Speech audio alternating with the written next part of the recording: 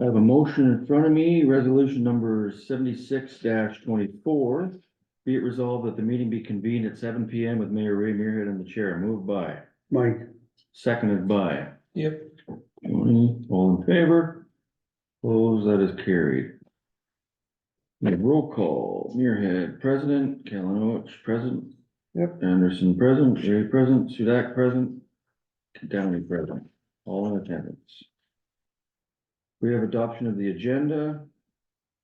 We have resolution number 77-24. Be it resolved that the agenda for the regular meeting of April 9th, 2024 be adopted as circulated. Moved by, Bill, seconded by. Debbie. Any additions or deletions? Seeing none, all those in favor? Opposed, that is carried. Before we have adoption of minutes, resolution number 78-24. Be it resolved that the minutes for the regular meeting of March 12th and the joint committee meeting of March 25th be adopted as circulated. Moved by, Mike, seconded by. Yep. Tony. Any errors or omissions? Seeing none, all those in favor? Opposed, that is carried. Do you want to get started on this public hearing or go to knock off a few? We'll knock off a few. Started until 7. Yeah. That's fine. So the, 8. Finance and budget. We'll go to number 8 on the agenda, finance and accounts. We have the ACAO report. Everybody's read that. Is there any discussion in regards to consolidating the accounts and creating sub-accounts at the credit union? Everybody's read that. yeah, Are we all good with that? yep. Okay, don't think there's anything else. Nobody's got any questions or comments on it, straightforward? Yeah. Okay. Financial plan public hearing is on April the 15th at 7 PM in the council chambers. Public hearing for that. Consolidation of West Civil County, we just talked about that. Trust accounts. What was that, Grady? Is that the same thing? Let me just call it up here. They both do. Oh, no, sorry, I thought it was about beer trusts.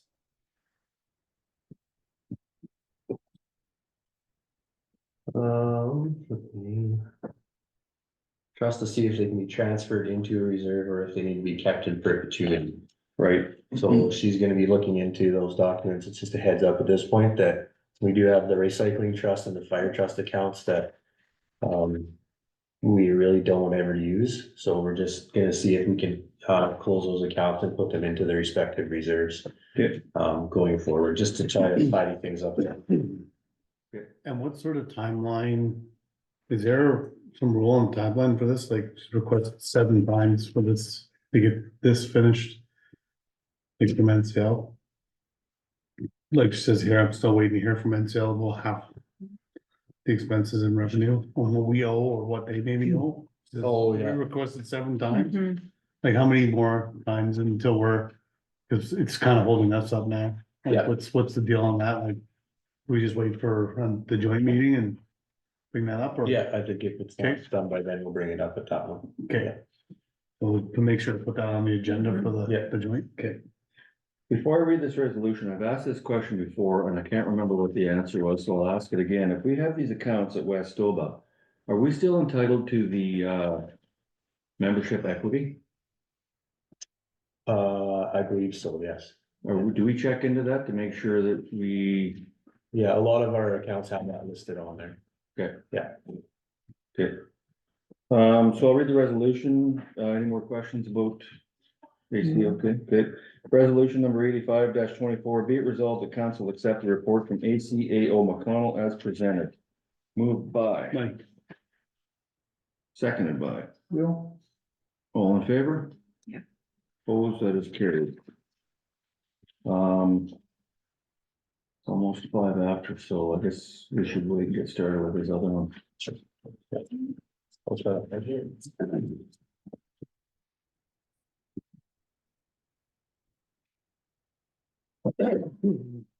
Yep.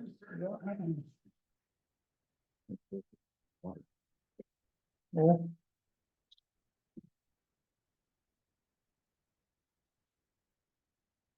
We'll be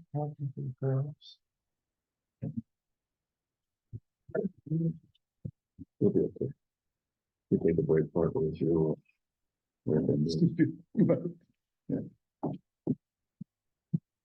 Rachel's just checking with people outside to see if anybody's here for the first one.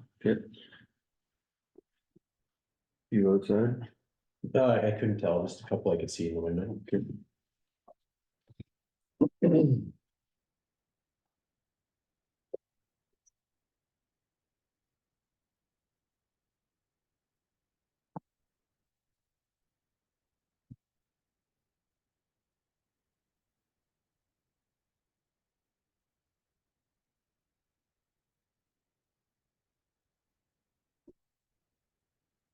Are you wanting to sign in for this hearing as well, or just the Lions Care?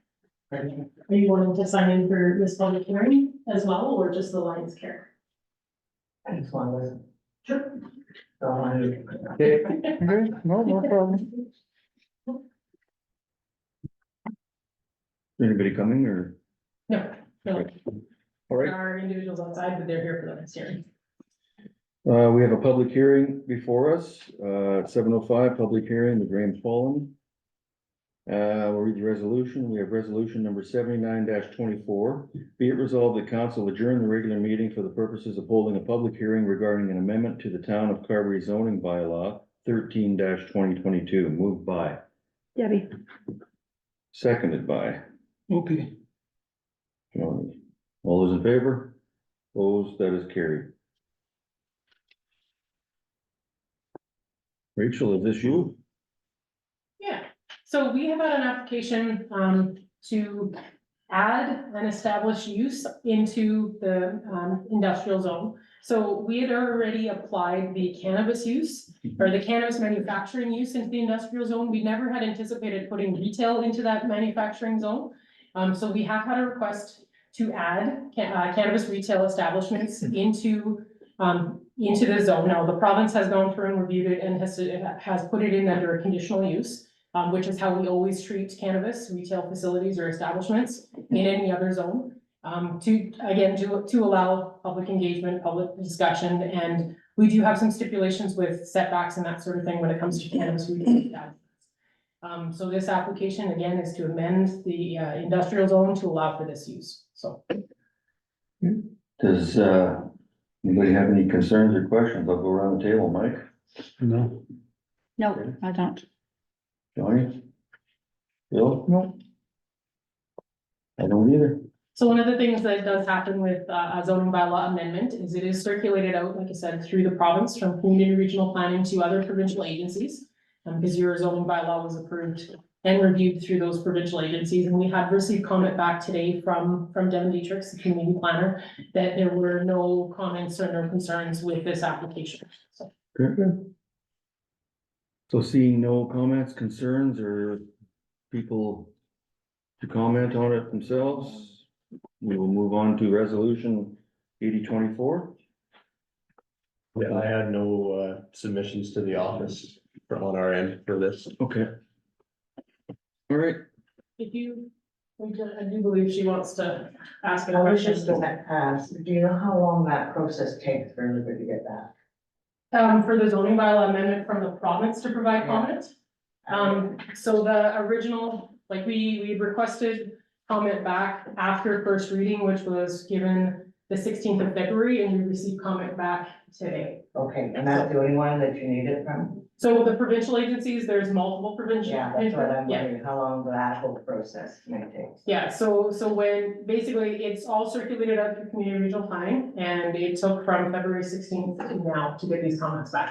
Okay, so they're all back now? You betcha, and there's no concerns from, so it's community planning, Bell MTS, environmental office through compliance and enforcement. Manitoba Transportation and Infrastructure, Manitoba Hydro, and Manitoba Environment, Climate, Water, Stewardship. So those are all the provincial agencies that reviewed it. And then- okay, that's it. All right, I'll read resolution number 80-24. Be it resolved that council adjourn the public hearing and resume the regular meeting. Moved by, Bill, seconded by, Mike, All those in favor? Opposed, that is carried. Um, I guess we'll move on to some more finance. Yep, I'll, go through it. That's that, do you know where, have you got that one? Or if you think they're 7:15 or not? For sure. It may not be yet. It's 7:15? The delegation, Oh, I see, okay. their presentation. Yes, I'm just getting all that. That's, I want to make sure it's nothing related.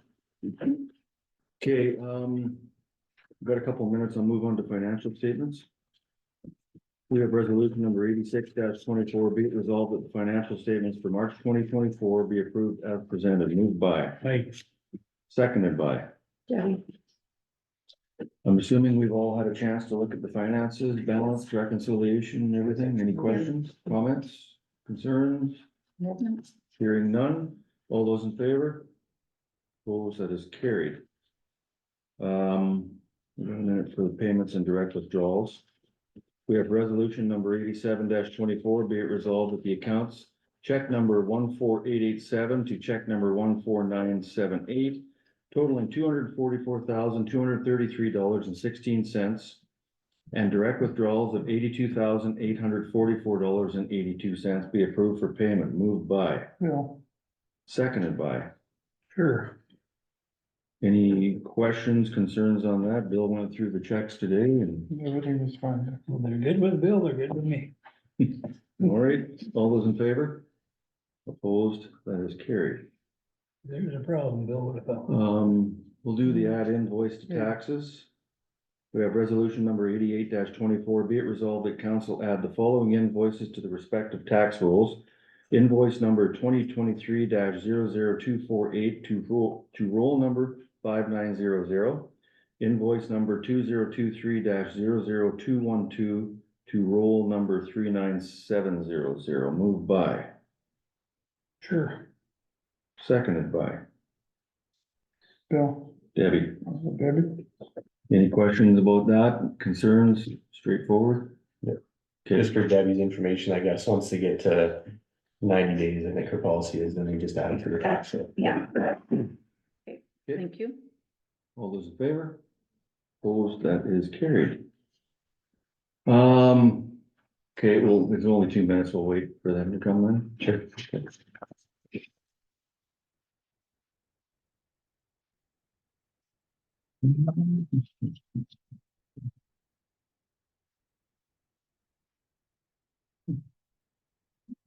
Hello, hey, welcome, come on in. How are things going? They're going. We had quite the turnout over there, actually. Yeah. There's quite the lineup outside. Really? Yeah. Yeah, and we think for the most part, actually, it was very positive. People came in, especially a few came in quite angry, but once they responded and we responded to the questions, some of them we completely flipped and they said they're here to say yes. Yeah. So That we're was nice. hopeful. We're very hopeful. Well, I guess you were on for 7:15 to give us a presentation. This is the third time for me and you two, second time for Brady. We'll go around the table. I'll introduce Ray Muirhead, Mayor Carberry. I'll go this way. Mike. Oh, sorry, Mike Sudak, counselor. Debbie Rowe, counselor. Ethan Downing, counselor. John Anderson, counselor. Bill Calvo, the counselor. John, you leave reporter. This is Rachel. We've met. Yeah, absolutely. And this is Tess McPhee and Catherine Arnold for everybody's information. So would you like us to like stand up and be professional or can we just sit down? Yeah, you're standing in chairs in the back. Yeah. No, floor is yours. Thank you very much. Go ahead. I think if Oh, you it's guys can not- just Yeah. speak Yes, I'm up a little sorry. bit, so the mic here can pick you guys up. Okay. And it's being recorded for our, we post on the website. Okay. Yeah. So I'm Kat Arnold and I am a registered social worker and an early childhood education educator level 3. I'm Tess McPhee, I'm a registered psychiatric nurse. So we started home counseling and wellness in January of 2021. And we have since expanded to Oak Lake and Minnesota. And so it has been since Tess and we met actually through the Addictions Foundation. And so when we came into private practice, it's been something that has been a huge value of ours, is to offer supportive attachment programming for families. We'd like to start here with women and children under 12, but we find that there is a lacking resource for women that are in the preparation action phase and ready to have their children returned. There's a lack of resources and really a lack of connection. And what happens with the lack of connection is people are cycling through our systems and not getting the support and the resources and the help that they need. And so we feel that we have a very extensive program with qualified professionals running it that is evidence-based, that we know when people are at that action phase, when people know better, we do better. And I was in my own addictions. I've struggled with my mental health, and the only difference between me and some of the people that are coming through is that I didn't get caught. Because I love my children, but when we were using, we put our children at risk. And there was many times that I put my children at risk without even realizing that I was. These women have been through the programming already where they're ready to get their children back. A lot of times what happens is they go through their addiction programming and they say, okay, I want my kids. And they say, now you need parenting. But the parenting program is a 6-month wait list, or you have to drive into Brandon when you don't have a vehicle, or, and people get frustrated, and their reason for staying clean is their children. And so we want to be able to say, when you're ready, we will have an extremely thorough intake process to be, when you're ready in that stage of readiness, you come, you wait, you come in, you sit, you learn all of the rules within this week, you adjust into our programming, learn how to, wake up at a certain time and go to bed at a certain time, all of those routines, and then we bring your children in. So we will have attachment-based programming, 3 times a day, groups for the mothers that has curriculum-based, that those workers are working with the mothers, and that will be, guilt and shame and generational trauma and how to, attach and play with your child as a baby. So tons of different topics and groups. The other side, we're looking into buying a license for a curriculum for school. And we feel that it's a very action-based school, and we feel that way the children are learning those routines, and it's in a safe setting where a 5-year-old could be in the school setting with their older brother that's 12. And so they will be going to school at the same time that the programming is happening. There will always be, there's a live-in support. There will be 7 people on site at all times. During the week. The evening, we're planning on bringing in supports from external supports to run programming as well. So people from the community, we've got a card maker that's going to come in. We've got a lady from Brandon that's going to come in and do like financial counseling for people. So we've got connections and groups to come in and develop those programs that to help support and to help create. We also have a play therapist that'll be working with the kids regularly at the same time. So the kids are getting that consistency. How about what I missed that, so. A play therapist, Oh, okay. so somebody that'll be working with the children that's qualified to do that at the same time that the moms are getting their counseling therapy.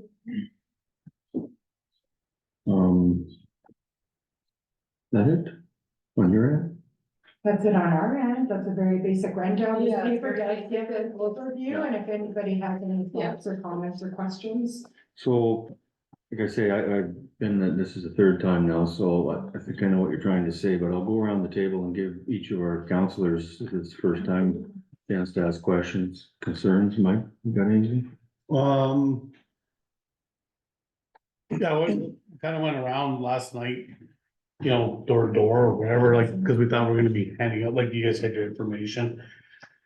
And some of them were like, outside sources, like, RCP, because we don't really have them around a lot, the hospital, sometimes there's no ambulance. Yeah. Things like this, right?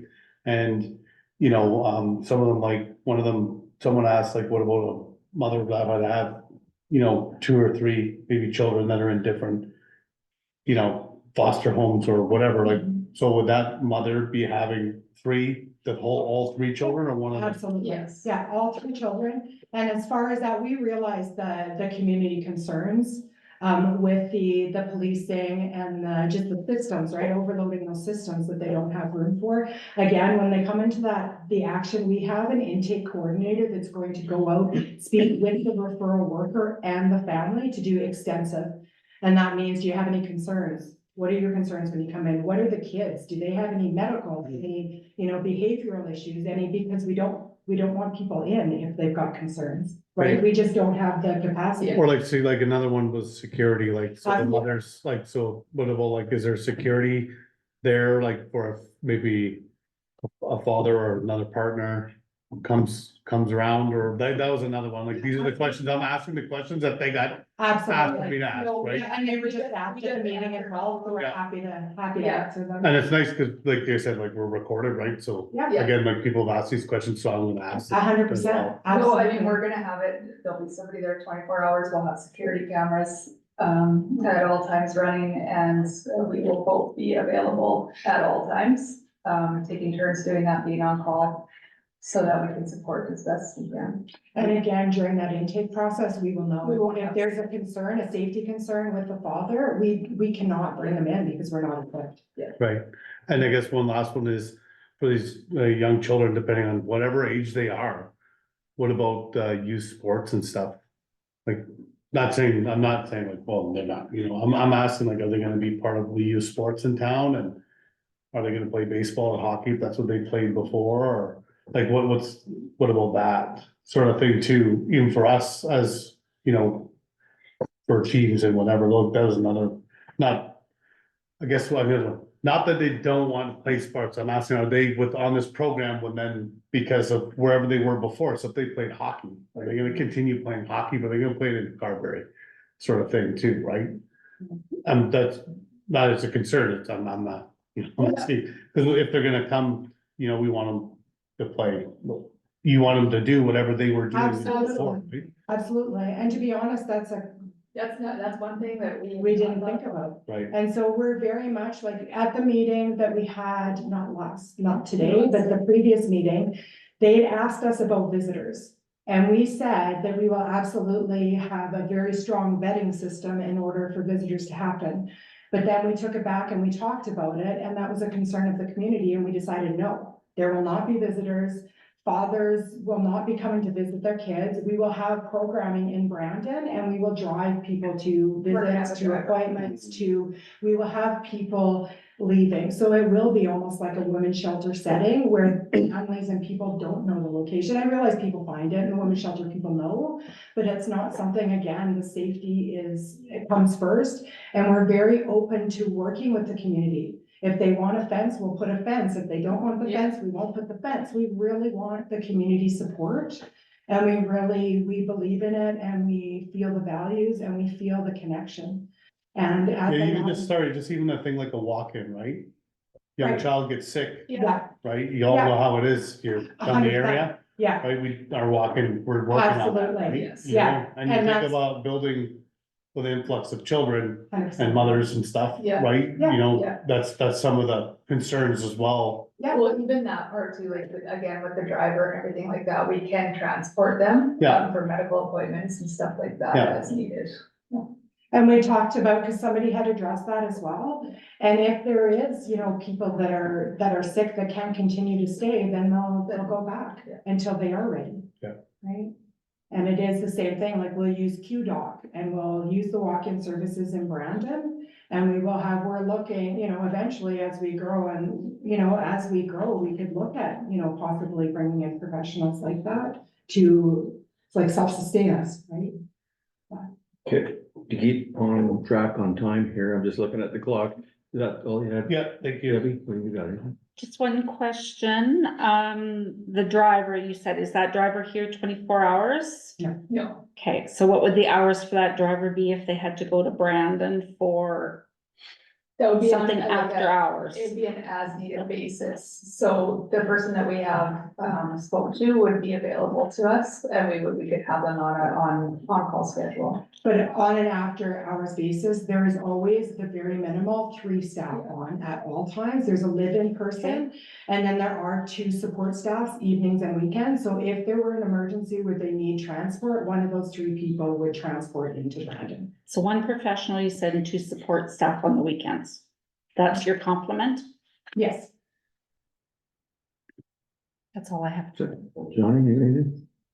Nothing, I'm all for Thank you. Bill? Okay, I have a few questions. Where are these children going to school? We'll be doing it right within our facilities, so, Mhm. yeah, we would be, ordering a school program to do that privately. Okay,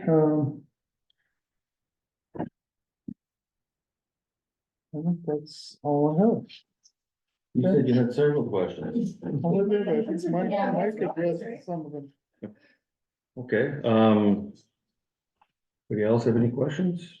No, just that you said there would be no visitors, so no other family members, no No, like grandparents, that type. No.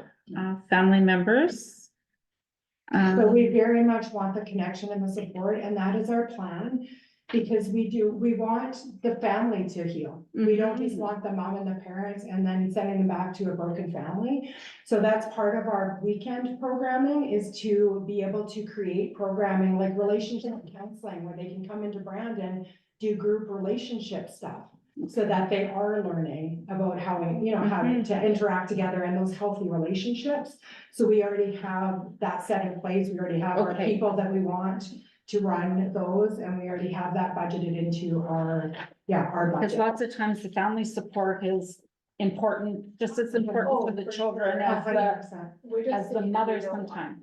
And we want that, but we recognize the concern of the community, and that's why we thought it was a safer option to do women and children.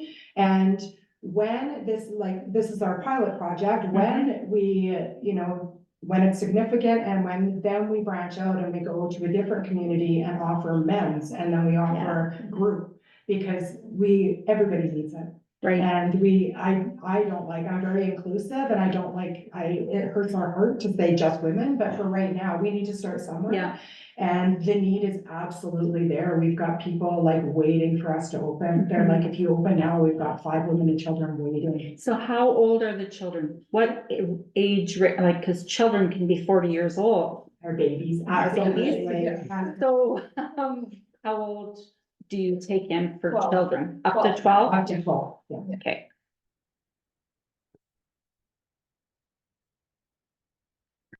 You could ask for, so. If nobody else has any comments, thank you very much for your presentation. I think we have a public hearing set for 7:30, so I guess we will get ready for that. I'm going there. Yeah. So we stay right here. We've got 24 people outside that have signed in, Okay, so thank you, lady. That was great. Thank you. Great, thank you. not everyone has said that they wanted to speak, but I basically had everyone sign in if they were planning on it. They wrote maybe, so we'll take that as a yes. Yeah. And we'll just have to ask them if they. Sure. So, We got 13 yeses and maybes as far as speaking. some of which we have received letters from, Okay, yeah. so. I don't know how you wanna. You wanna take a quick minute break or whatever, you walk around Few or? minutes. Yeah. Minutes So are we got a very minute. far. A minute to go and a minute to Do you go. want us to just kind of stand up? We do So have a people- handful of people who have walkers, so there are some chairs there, but. Okay. we Need some access. Hey, well, I'll give up my chair if I Yeah. need it. Maybe we Like one, would stand up a little back there. Three. Everyone sets their-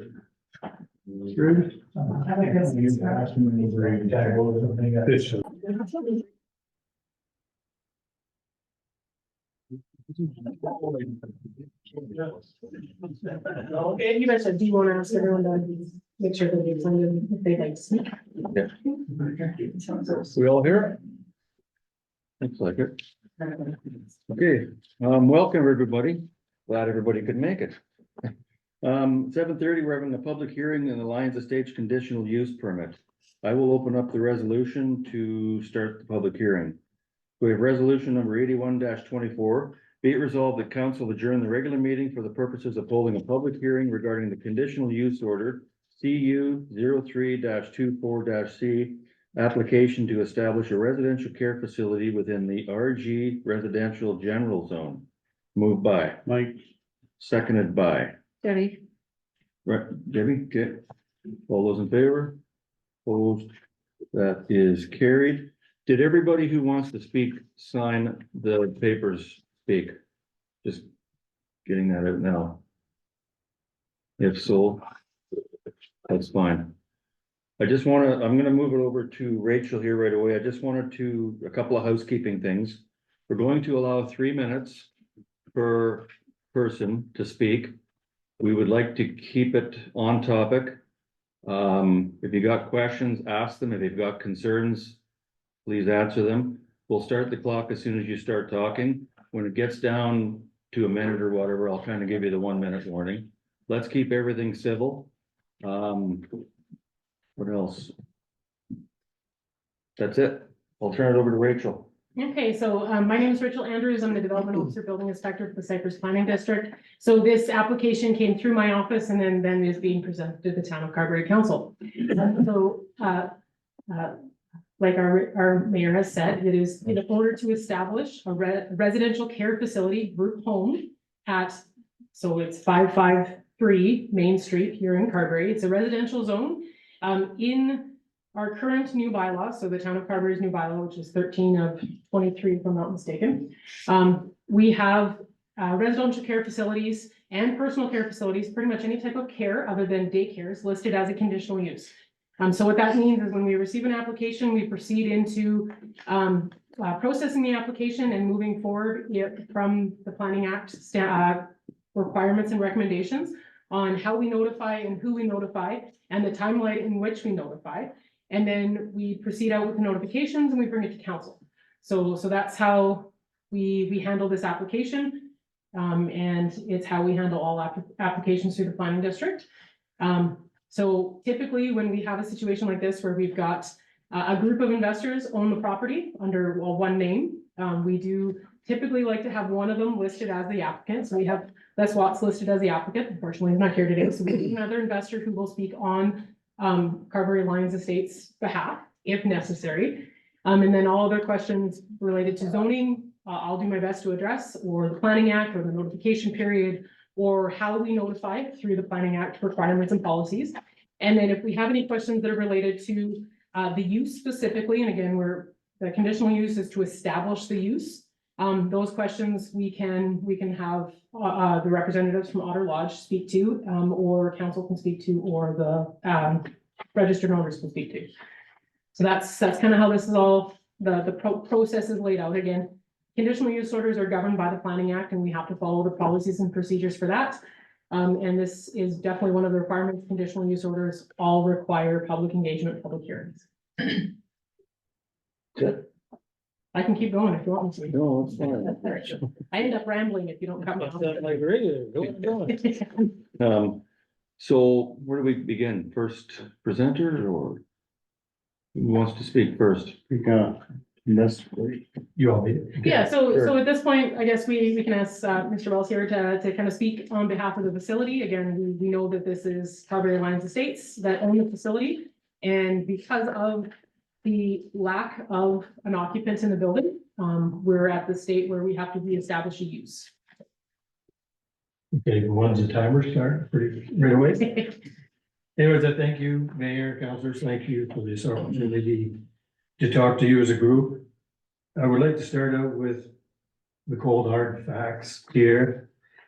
So I'm gonna address this in two different ways. There's an economic advantage of this business, and then there's a community advantage. Right off the bat, groceries for 20 to 25 kids, according to Chris, is gonna be between $7,000 and $8,000 a month. And that will be coming to our businesses in town. Also, we have a hardware store. All the businesses are gonna benefit from this business in itself. As far as employment goes, they've already hired Chris, or they will hire Chris. So already that salary stays in our community. They will need more staff. And hopefully our community can supply some of those people. Now, these are the tangible things that we can list immediately that is a benefit, an economic benefit to the town. And for the last 2 or 3 years, Carberry has talked about welcoming more business and development to the town. And they've done a good job of doing this, and this is just one more business that we could welcome. On the community side, I think Carberry will be very proud of this business because it shows how progressive they are. It shows how open-minded we are. In this day and age of, it seems everybody's divisive and there's a lot of hatred out there. It's going to show people that Carberry is a kind community. And I think we have to remember that the main goal of this business is to reunify mothers with their children. And I don't think we could do anything better for those people than to get them back together. So we would kindly ask you for the support of this project and let these ladies, let these ladies get to work. Thank you. Thank you. Do we save questions for last or just keep going with presentations? I think if you wanna go through the presentations Yeah. for whoever's registered to speak, and then, So who's next? If I may, if we could have Otter Lodge kind of run through, again, the representatives from Otter Lodge spoke earlier, this evening as a delegation to council. Might be best just to give a really short, sweet and condensed version. I know I keep saying that. I keep making Every person has heard of it. at least Yeah, once everybody now. here. But we Yeah. can say it again. So really quickly, we're Cat and Tess. We own home counseling and wellness in Brandon, Minnedosa, and North Lake. We've been running since January of 2021. And we have an extensive background. I'm a social worker and an early childhood educator. Tess is a psych nurse. We've got an extensive background in the attachment-based programming, and we see a huge need.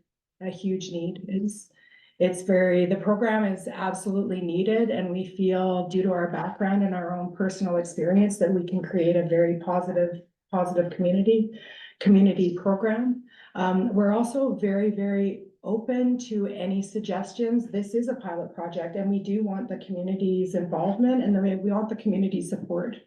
So if people are questioning whether like the privacy or there's concerns that way, like let us know and we'll put the fence up or let us know where we want the playground and, please give us those feedback because we're very, very open.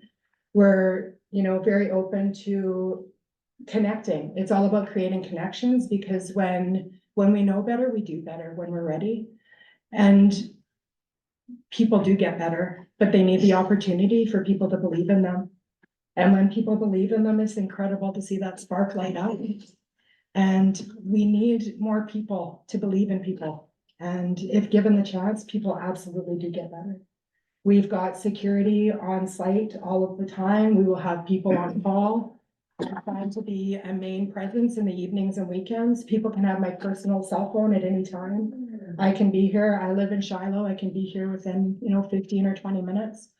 We'll have extensive policies and procedures set up for our trained and educated staff with any kind of emergency protocols, any kind of, early discharge plan, any of the, concerns.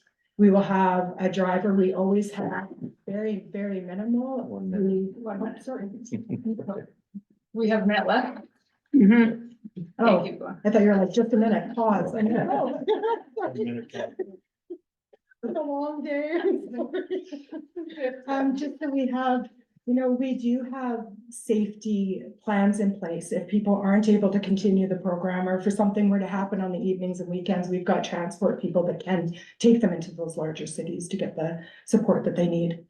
We plan on offering programs within Brandon to create those community connections with the fathers and the grandparents to be able to offer programming, not at the center here, but in Brandon to be able to create those relationships and have healthy relationship groups so that when they leave, they're supported in their community with their families and they're all getting the support that they need. Good. Just under the wire. Thank you. Who do we have next? Do you want me to just go down the list? If you want to, as long as if they'd like to speak, by all means, as long as you're on the list. If you don't want to say, if you've decided that you don't want to address council or the applicants, or the owners, or myself, feel free to say no.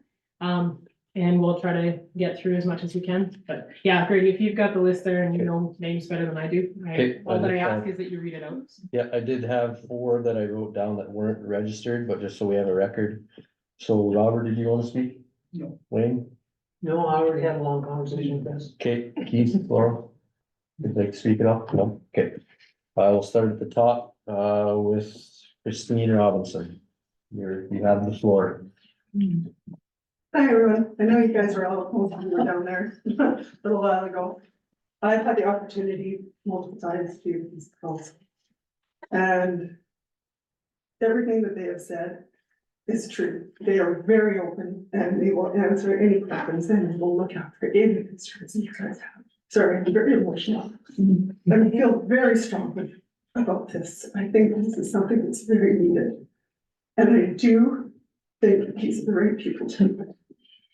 Thank you. Thank you. Next up, I have Donna Mesteg. I'll wait till the end. Okay, Ken Peters. I'm a little negative on it, living right next door. It's a good program.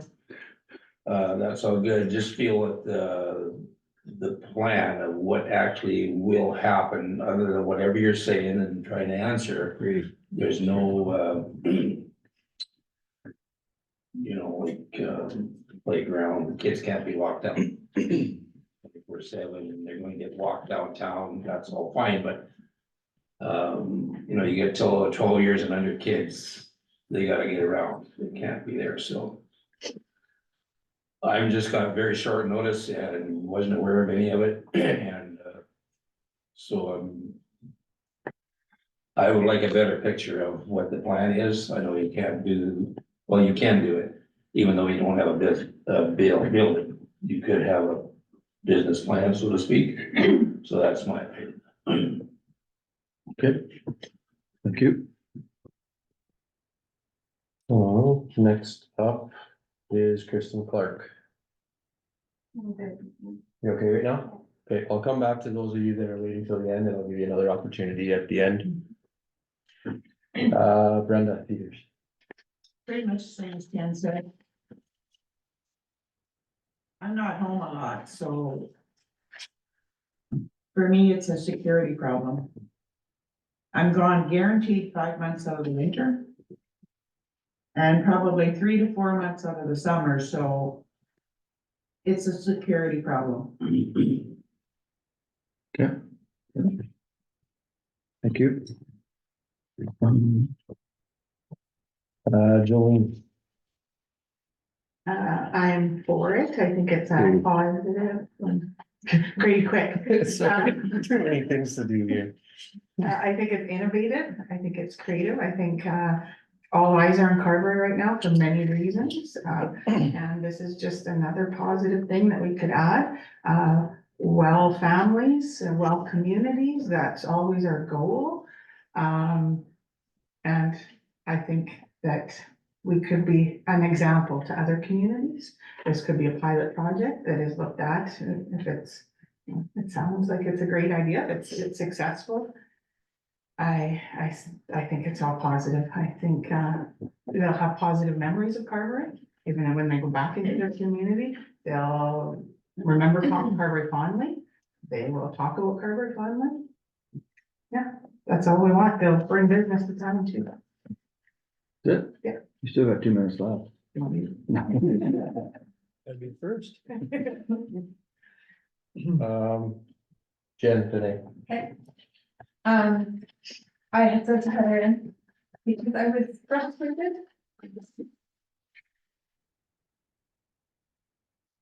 With how the information sharing started.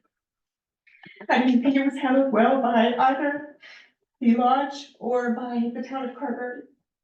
However, I've had the opportunity to listen. Sorry. Okay. Good time. Here, ready. I had the opportunity to speak to the ladies. Thank you. One embarrassing process.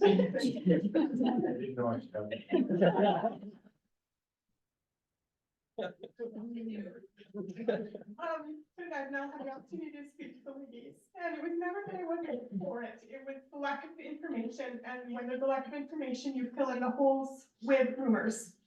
And so that was my frustration more than anything, is that we didn't have the right information. And so what could have started as a very positive experience for the local community was not. So that's my biggest frustration. However, in lots of ways, I'd like to just withdraw my letter, because the questions that I had in my letter were answered and answered very well by the two ladies. And I fully believe in a program like this, and I personally would support it. Thank you. So I just wanna confirm while we're still with you, Jennifer, do you wanna withdraw the letter? Yes, I believe so. Okay. And I'm sorry, if I have 2 seconds, I would like to thank you and Mike for coming by last night. I really appreciate that, especially when I was maybe not as nice as I could have been about it. So I just wanted to thank you very much for coming by. No problem. Thank you. Kim Adrianson, I'm good. you okay? Okay, next we have a maybe from Paul. Yeah, no, I'm good. You're okay? Okay, I'll mark you off then. Very supportive of the project. Jamie, start.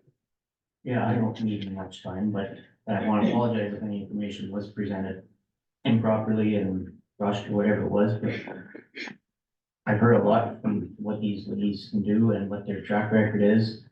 And I think this is a fantastic program.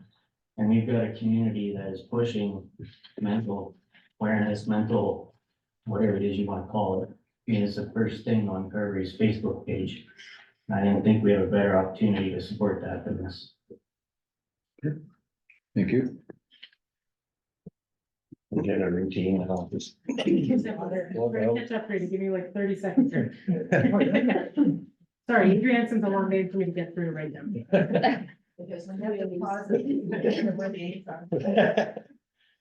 Still pass the question. Good.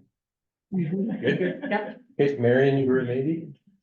Yeah, I didn't know about it till today, about the meeting, or like I read that little pamphlet online. And going to a Chamber of Commerce meeting tomorrow night, so I wanted to find out, just because if you know the information, then if what you hear from one person is not the same as the next person knows, and to find out the real thing, then it's better for us. And I thought I think it's a positive too. Thank you. Okay, Tracy Bird, there. Just as a site nurse for 40 years, I really think that this is gonna work, and I don't think that we have to be concerned about safety or, you know, the kids running rampant around the town or anything. I think it'll work, and I am, however, a little concerned that I found out about this today, and I read the council news, and I'm fairly interested in the community. The information doesn't get, like, I've been at 2 council meetings, and both times it's been very poorly communicated, so that does concern me. However, I have no concerns about this thing, and I'm 100% behind them. Thank you.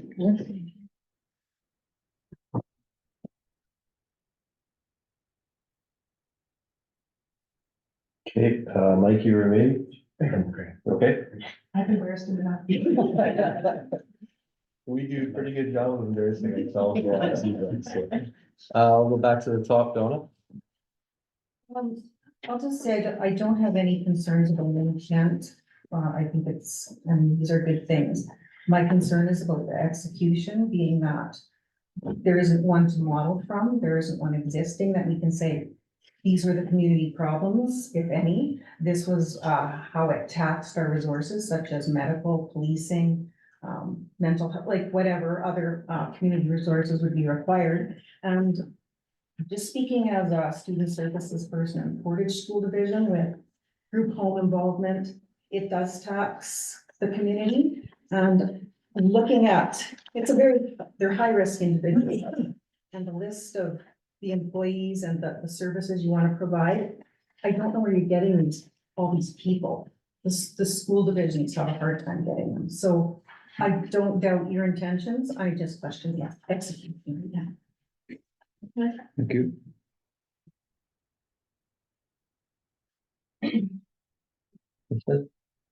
A lot of questions were answered, today, but it's literally in my backyard. So, it's all good to say that you're gonna talk to us about fencing, about if there's problems, because there's gonna be problems. Nothing perfectly. I'm just not sure how you keep that up. So it goes rosy at the beginning, but then there's problems, like what happens then? Or say they give it a whirl and it doesn't work. Is this now open to another group home? Or how does that work with the town? Like, do you have to have this meeting for anything that goes in that building after that? The Rachel question. So yeah, when it comes to types of care, what we're looking at establishing here is a residential care facility, so that speaks to children and that speaks to group home. So in order to establish a different use, unless they can prove it is similar as in nature to what we are doing today, we would have to do another conditional use hearing. So the only uses that can be applied for permitted in the residential zone are dwellings, be it single family, be it duplexes. We can have churches, we can have different forms of actual residences, like homes, not group homes, but like your home kind of thing. And we can have daycares. What we can't, everything else in that use, and I can run down the list in a second, of what is a conditional use would have to be brought back to this table. So with the fact that the facility had been empty for 2 years, technically Lions Care couldn't put personal care home for elderly back into that without coming back to this table, because the building is sat empty. So honestly, any form of care going forward will be back at the table. Again, unless it's a group that wants to model themselves after the use we're establishing tonight. Or if it is established tonight, I should correct myself. It would have to come back for the discussion. So. And if this ended up being something that is negative for the community, is this long term or is it? So typically once a use. What is being approved tonight, 17 years or? So typically what is established, when a use is established, it's unless council decides to pull said use. And what we would recommend from a planning district is, because it is a conditional use order, council does have the ability to put on conditions, things like privacy fences, things like business plans, things like those types of property in nature. And again, with this being one large parcel of land, it calls into question what percentage of the land is being associated to this use. So there has to be some development plan adjustments there, which would be another condition that the planning district would recommend. But if the use is active and then is pulled because they didn't meet a condition, that is the only time we would, or if the building sat empty, that's the only way we would pull the use from the property. So if they didn't meet one of the conditions council set in place, if council decided, hey, look, we want a business plan prior to you opening your doors, and for some reason Otter Lodge did not provide said business plan, that would be a breach of condition. So council would have the ability to pull said conditional use order. It's either that or the building sitting empty. Can I mention that as well? Instead of like the 17 years, we had talked about like a 5-year lease. And so we could bump that back if that was something that, I don't know, we could work out to be like a 1-year lease, and then we reevaluate so that Carberry's not stuck with us if there was concerns, right?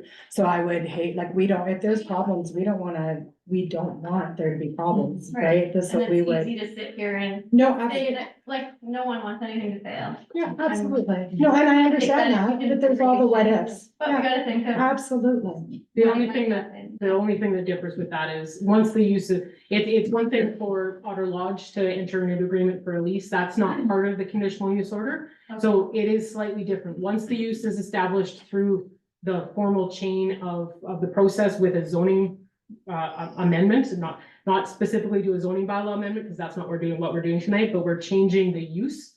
Once that is established, like I said, council has to pull it, or it has to be a vacant building for over a year. So that's for. Yeah. That's, as long as the use is maintained, it's, that stays with the use of the building, so. Brady? So I'm gonna ask this. And I think it will help with what Kristen's asking right now, and I'll ask Rachel this question, because I don't know. Does council have the ability to put a condition on there that says something along the lines of community safety or detrimental to the community? Can they add a condition like that to the conditional use if there's I would an have issue to on check. that, right? Typically, we don't have, council doesn't have the authority to pull the use unless it's in breach. So I would have to look into that. What I would recommend is that if there are concerns like that, that we don't have an answer for this evening, is that council enter into a developers agreement with Lions Estates, very similar to what we do with large scale residential subdivisions. And then we put into that developers agreement stipulations. Here are some conditions. So we would have that as a condition, and then we could address it as such, but it's really, you can't modify a condition because you don't feel like the use is serving unless it's a condition that they're not meeting. So, Okay, so I so don't know if security, public security, because that would be an RCMP factor, not necessarily a town. It would be different if the town had their own RC or their own police. Like City of Brandon's got their own police force, Yeah. so that would be a condition that they could list in if there's X number of calls or something like that, but we don't have that application here. So I would have to get more information and relay it back to council on that. to be done. Yeah, I'm not on the list. Okay. Am I interrupting? I would think so. Just before we get into question and answer, do we have any more on the list to speak? No, I do have a couple of letters. One of them is yours. Do you want me to still read the letter? Or Jim's, okay, I'll still read that one. He's not here to decide it. He didn't hear any of it. Okay. You can read I'll it. get to you, Wayne, just we want to get through this first, thanks. Well, and look at Brad, I would say, just read his letter. Okay, so I will start with a letter from Brad Graham. So it's addressed to Town of Carberry Council. I'm ready to express my strong opposition to the conditional use application for the establishment of a group home in our neighborhood. While I understand the importance of providing support and care for those in need, I believe that locating a group home in our residential area would have significant negative impacts on the community. First and foremost, the proposed group home raises concerns about safety and security. Many residents, including families with young children and elderly individuals, may feel uneasy about having a group home nearby, especially if its residents have a history of behavioral issues or criminal backgrounds. Would this open the door to other social treatments, i.e. drug treatment, being housed or offered at this location, in order to fill up beds to generate revenue for the property? This could lead to increased fear and anxiety among residents, ultimately diminishing the quality of life in our neighborhood. Additionally, the presence of a group home could potentially lower property values in the area. Prospective home buyers may be deterred from purchasing property in close proximity to a group home, leading to decreased demand and diminished property values for current homeowners. This could have serious financial consequences for individuals who have invested their savings and resources in their homes. Furthermore, the increased traffic and activity associated with a group home could disrupt the peaceful atmosphere of our neighborhood. Many residents move to this area specifically for its quiet and serene environment, and the addition of a group home could introduce noise and disturbances that detract from our quality of life. In conclusion, I urge you to carefully consider the concerns of the residents and reject the conditional use application for the group home. While I support efforts to provide care and assistance to those in need, I believe that there are more suitable locations for a group home that would not adversely affect the residential character of our neighborhood. Thank you for considering my perspective on this matter. Sincerely, Brad Graham. Thank you. Can I respond with a comment from zoning on that? Or did you want to read all the letters first? Mr. Chair. Well, let's read the letters first and then after. You bet.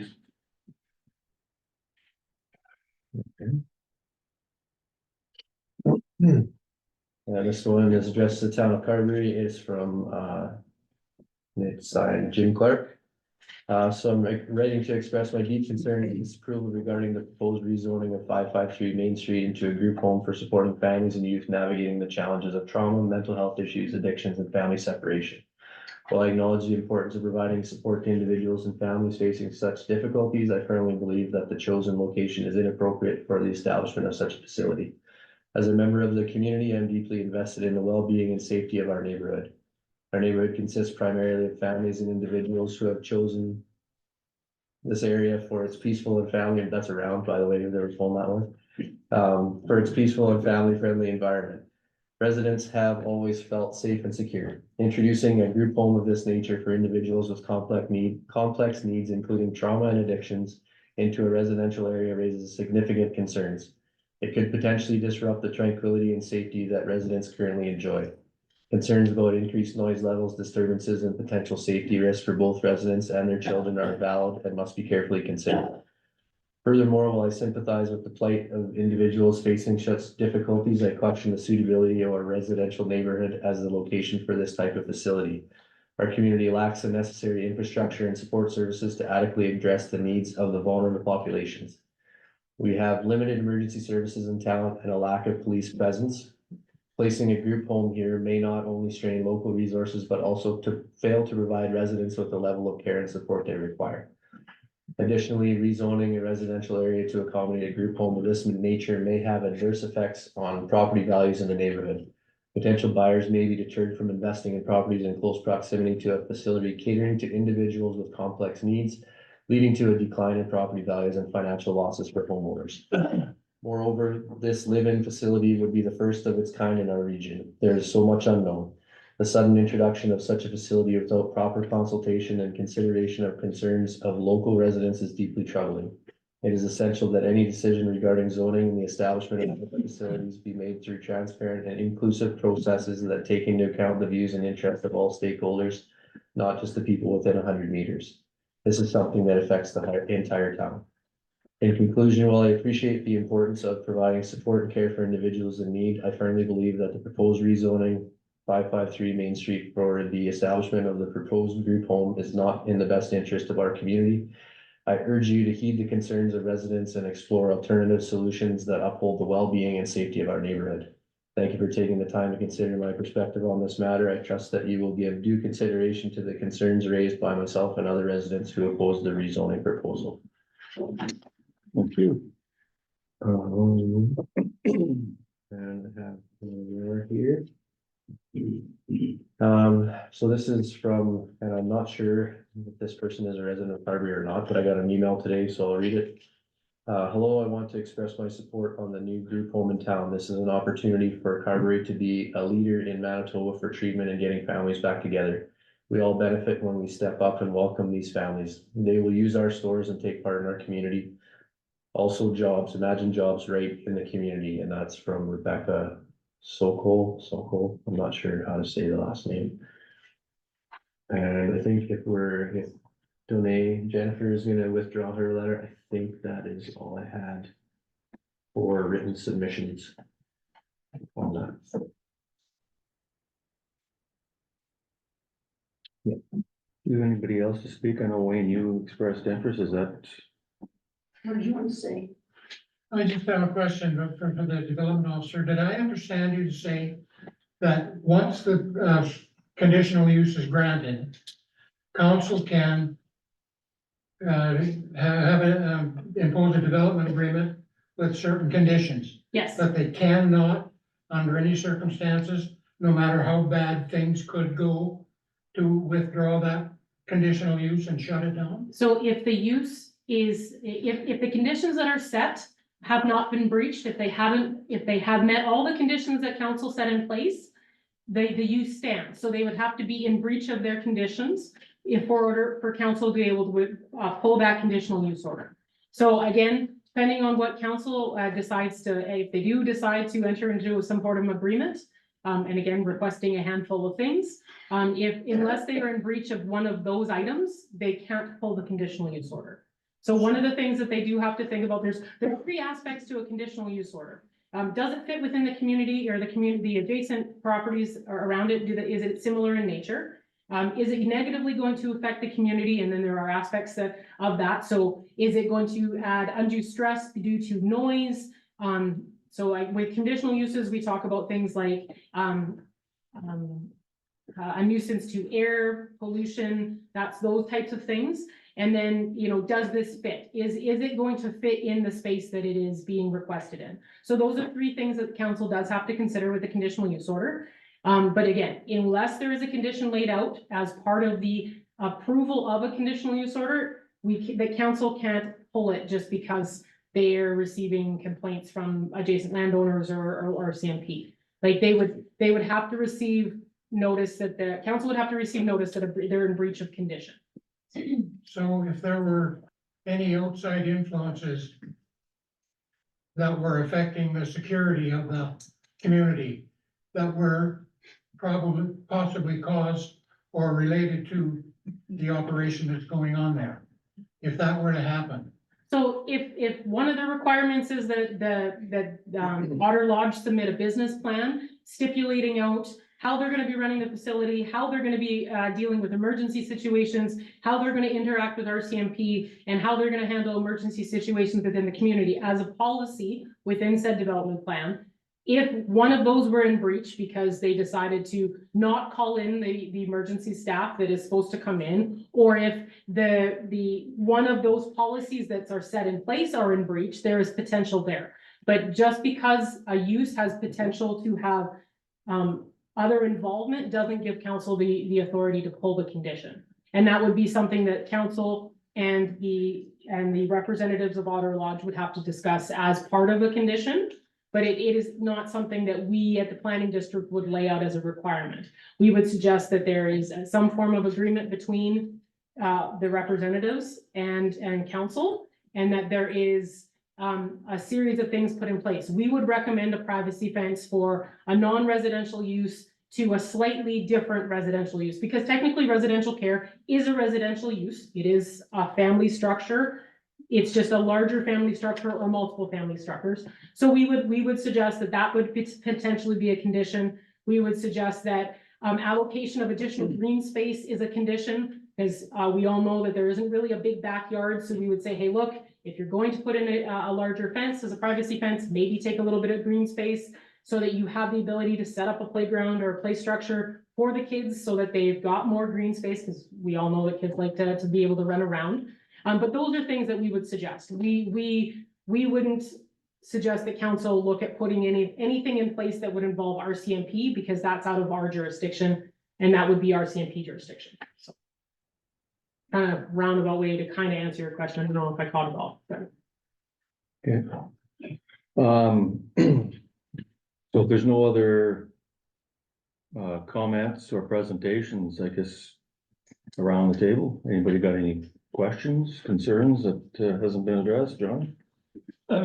Yeah, council, maybe they don't want to agree with me, but yeah, council, thank you all for coming. Thank you for doing your civic duty. Thank you for pointing out the errors that we didn't realize we had made. I apologize on behalf of council myself for that, and hope we've learned some lessons here. So hopefully next time we do it better. But thank you all for coming and opening our eyes. Thank you. Anybody else got anything, comments, concerns, questions, anything? Okay. I think I'll just offer one comment and kind of along the lines of what Johnny said. I think I would agree that as administration, we need to do a better job of getting the word out there. It's ever more difficult for those that aren't on social media. That's the easy way. We have brought on a new website online this week, and we're gonna try and utilize that a lot more. And just try and figure out ways that we can get the word out there. Sometimes the timing doesn't work with the newsletter, things like that, or council meetings, right? This came out after the last council meeting, so it wasn't discussed and put in the minutes, so. But we will endeavor to be better at that. We've taken that, definitely to take note of that and be better with that kind of thing for everybody. So thanks for bringing that forward, everybody that did. Okay. This is kind of new to me, so do you want me to discuss the motion now or just go out of? I think during the hearing, and then do we need to find out in favor or against, or do we just take basically what's been said as which way they're going from Yeah, so Everyone that's here. basically in my minutes, I only have one that it was more of a concern, and it wasn't necessarily for or against the application. You can go through and ask the members who were here that have addressed that they wanted to speak to council about it, whether they're for or against the project. And then council like me to do that? I'm sure. Yeah, it'll give us some Yeah. direction. I'll just go through the whole list. and Yeah. take- Yeah. Okay. So I'll start with Brad. Favor, in favor. Earl, All in favor? Bob Robinson, Favor? Chris Robinson, Donna Mestay, Against. Ken Peters, Against. Kristen Clark, Again, Brenda Peters, Against. Jolene, Jennifer, Danae, four. Kim Adrianson, Four. Sarah Graham, Four. Betty Strain, Four. Donna Graham, Four. Paul Adrianson, Jamie Smart, Marion Whitmore, Four. Tracy Bird, Four. Janine Morrissey, Against. Wayne Morrissey, Against? Sam Bozier, Against. Chelsea Wright, Four. Mike Danae, Robert Smart. I only got one question before I answer that question. Who's paying for all this? We are, Who's the backing? who's the backing? Yeah. We have our own private investors, so our backing is the investors, so that's what's going to get us started. But the funding comes from our value system and our connections within the community, and we've built up connections that are ready to have people coming in. So that's our backing, and that's where our money is coming from. Okay, I'm for, right. Ready. Wayne, For. Keith, Against. and Laurel. Did I get every? I don't think I missed anyone. I counted once and I had less than I wrote down, so I think I got everybody though, right? Okay, if that's it, there's no other comments or concerns, I guess I will read this motion to adjourn this portion of the meeting. Before I adjourn, I just want to echo Johnny's sentiments. Thank you for coming out. It's good to see people like this come out and give their fors or against. I'm glad to see people are doing this and stepping up. Thank you very much. We have resolution number 82-24, be it resolved that council adjourn the public hearing and resume the regular meeting. Moved by. Seconded by. All those in favor? Opposed, that is carried. I think, we'll just discuss more before we get into the next resolution, right? So, if I may, typically what happens is anyone who's registered, be it for or against or indifferent for the project. Once council has made the decision, if they do so, at this meeting, we from the planning district are obligated to send out a notice. Again, be it whether it was decided to pass or approve the conditional use order, deny the conditional use order, or take more time to adjourn and discuss the conditional use order. So you will receive a notice, again, as long as you provided appropriate contact information on the sign-in sheet, you will receive a notice from myself at the planning district, giving you more information of what was decided today, or decided or not decided today. So you will receive a second notice. Again, please ensure that you provided the right contact information and all the contact information, because as much as everyone around the table knows who you are, I don't always know who you are. Okay, I'm up. I'm gonna make a proposal myself, and I don't know if council will be in favor of this. I would like to propose that we defer reading the resolution for the conditional use order. There are 4 councilors around this table that this is the first time they're hearing this. I think we need to take time as a council, and I think we need to digest this, absorb it all in. We'll have questions and comments and concerns amongst ourselves. I think it's irresponsible for us to make a decision right here and now on this. And we'll go back and review all the fors and against the comments and everything else. And I think that there was some good ideas about, conditions, development agreement, policies. We need to talk about that before moving forward. We need to address all that. So if it's good with council, I would propose that we defer this conditional use order until a later date. I'm in favor. Do we I need, want more Yeah, we'll have to information. do a do we resolution. need a resolution? Yeah, Do you wanna, and do you wanna set a date um, to have We have A to have a special set meeting? date. For a Date, special meeting. time and location, yes. is it, so it would be a continuation of the public Yes. hearing then? So technically you can't fully, like, you can't close this public hearing without, you have to adjourn it to a later date. Mhm. So we will need a date, time and location on that. So then I can then in turn re-notify everyone who is here and anyone who fell within that buffer who was not here this evening. Okay, so I do have, based on the organizing yesterday, the 29th booked for the drop-in, so we have a bigger venue, so we're not all so cozy, to do a continuation of that. So we can do that and, that's the 29th. yeah, I would suggest the 29th that we do it, and we do it at the drop-in center to allow space for everybody. okay, If they want that. We have 14 days from today's date to the 29th, right? yeah, it's only the 9th today, so, Is that suitable? As long as I have 14 days, because I'm required a minimum of 14 days to post. Everybody good with that? Time? Mhm. 7 o'clock, so, read that resolution that I gave you as 8324, and we'll table the conditional use. This one? Yeah, 8324? 8324, yeah. Okay, we have a resolution 83-24. That be it resolved that council continue the public hearing on April 29th, 2024 at 7 o'clock PM at the drop-in center located at 132 Main Street. Due to logistic and space issues that do not allow for, We can amend that. That was if we had too many people, and we Okay. couldn't fit everybody in.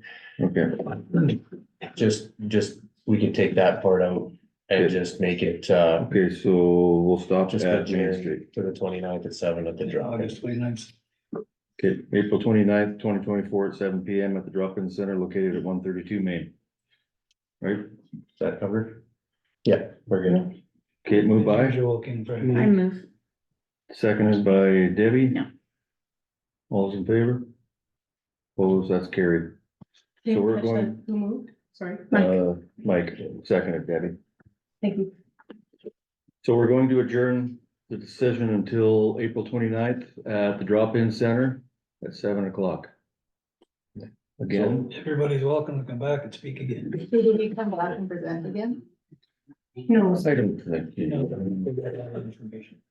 so with the fact that we've already held the public hearing, we won't have, like, it will, the public hearing is still standing, like, we haven't officially closed the public hearing, the council hasn't closed the public hearing. So that we do ask that we have representation from, Carberry Lines Estates as well as Otter Lodge if you're available. We won't go through this whole procedure again. This is simply for providing new information, if there's new information gathered during this time period. Or if, and again, once council has made a decision, so. Yeah, Sorry, I just have a question. When does the public hearing close? 29th.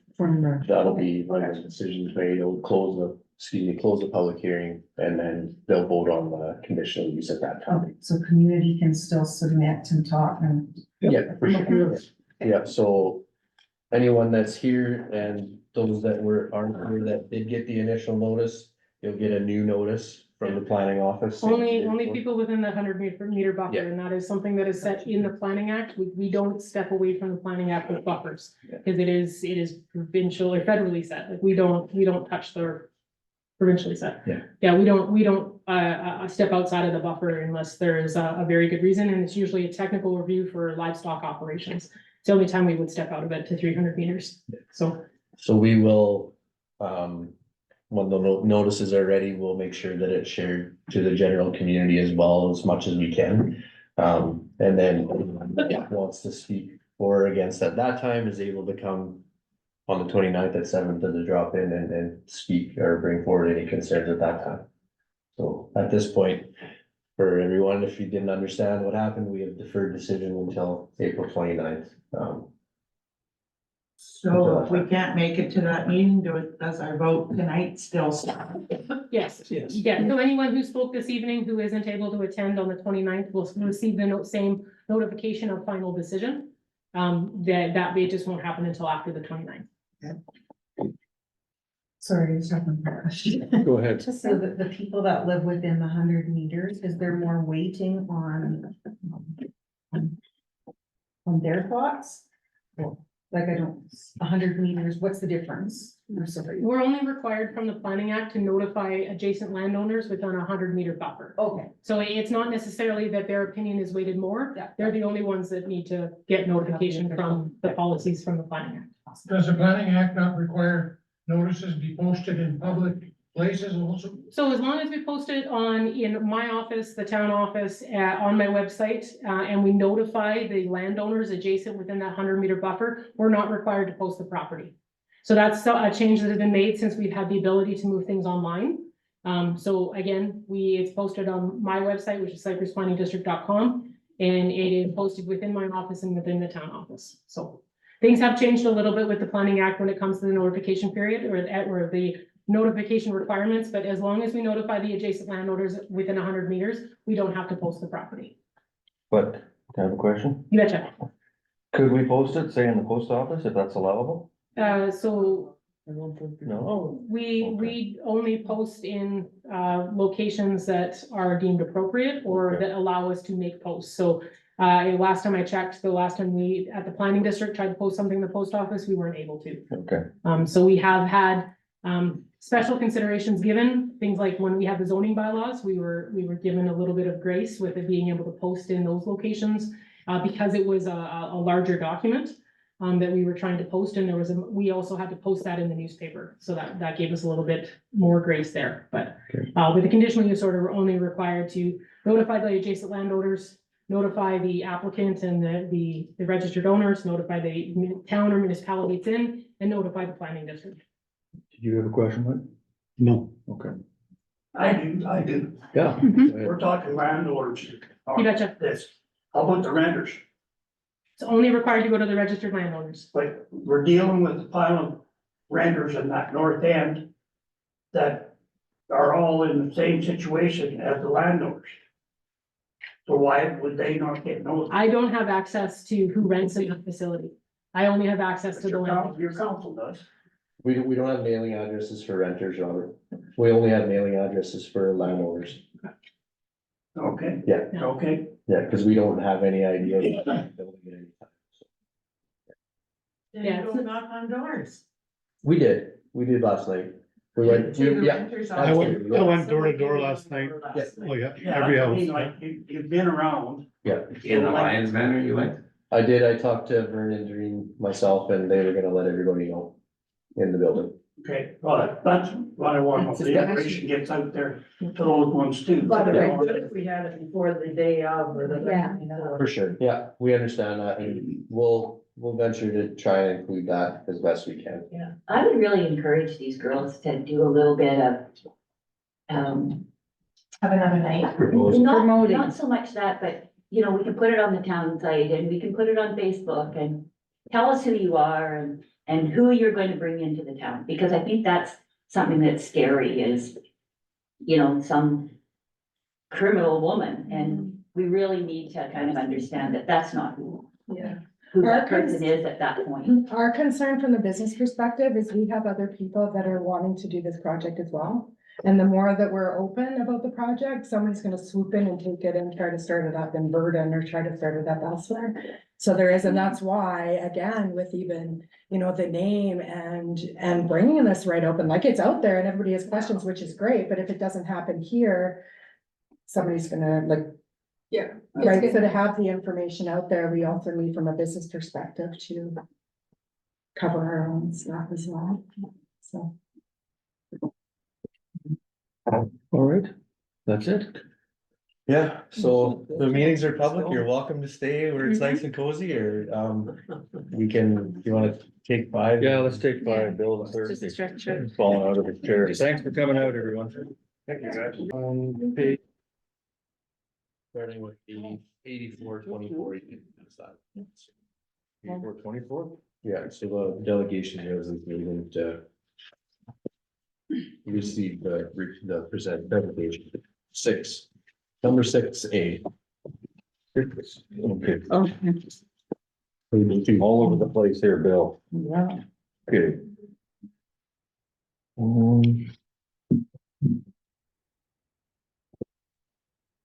Good one. Oh, thank you.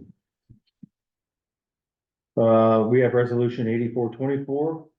Be it resolved that the presentation from home counseling and wellness with respect to the audit facility be received. Moved by. Mike. Seconded by Bill. Yeah. All those in favor? Opposed, that is carried. Okay, We're over here now, bylaws. Bylaws. Don't forget, One more. Rachel still has one of their planning matters, so. And I apologize, I put it into your drive late tonight. But until she's done, we can continue. That's the other stuff. okay. We'll do bylaws. Yeah. We have a zoning bylaw amendment, resolution number 89-24. Be it resolved that bylaw 01-2024 be a bylaw to amend the town of Carberry zoning bylaw 13-2022 hereby be read a second time. Moved by. This isn't for nothing, is it? This is for the bylaw change for the cannabis. Okay, no, it's okay, just making, okay, just double checking. Mhm. Okay, a lot of good people. Moved by. Mike. Seconded by. Yeah. Tony. All those in favor? Opposed, that is carried. We have resolution number 90-24. Be it resolved that bylaw 01-2024 being a bylaw to amend the town of Carberry zoning bylaw 13-2022 hereby be read a third time and signed by the mayor and CAO, sealed and become law. Moved by. Debbie. Seconded by. Yeah. Bill. So this is the third reading. It's a recorded vote.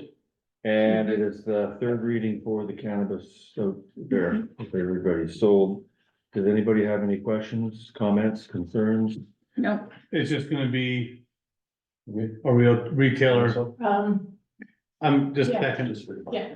It's gonna be just, like we said, cannabis Dispensary. retail store, dispensary over in the industrial zone by like Smart Electric or whatever. It'll be anywhere in the industrial zone. Okay, anywhere in the. So okay. it's just putting this use into the condition, as a conditional use into the industrial zone. And just to reiterate on that one, that, because the diamonds and all that stuff, there's already things in place You betcha. for that sort of stuff. Yeah, I'm just, so- cause we're doing it on the thing here, so I'm You gonna say betcha. the questions. Yeah, So as long as it follows within those, zoning laws and stuff for cannabis retail, set so far from other things, then we're good to go. yeah, like it's Okay. still listed in the conditional use Yeah. portion of the table. So regardless of approving it this evening, the gentleman who applied still have to come back for a conditional use order to establish it at a location specific. Okay, sounds good.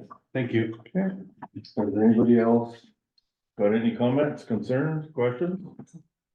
If I may, one of the things that we really talked about in the zoning, committee discussions to establish these bylaws Mhm. prior to coming here to your table, is that we were very concerned with pulling retail away from the main drag within Carberry. So that is something that I want council to consider, because we do already have an approved cannabis retail facility on Main Street.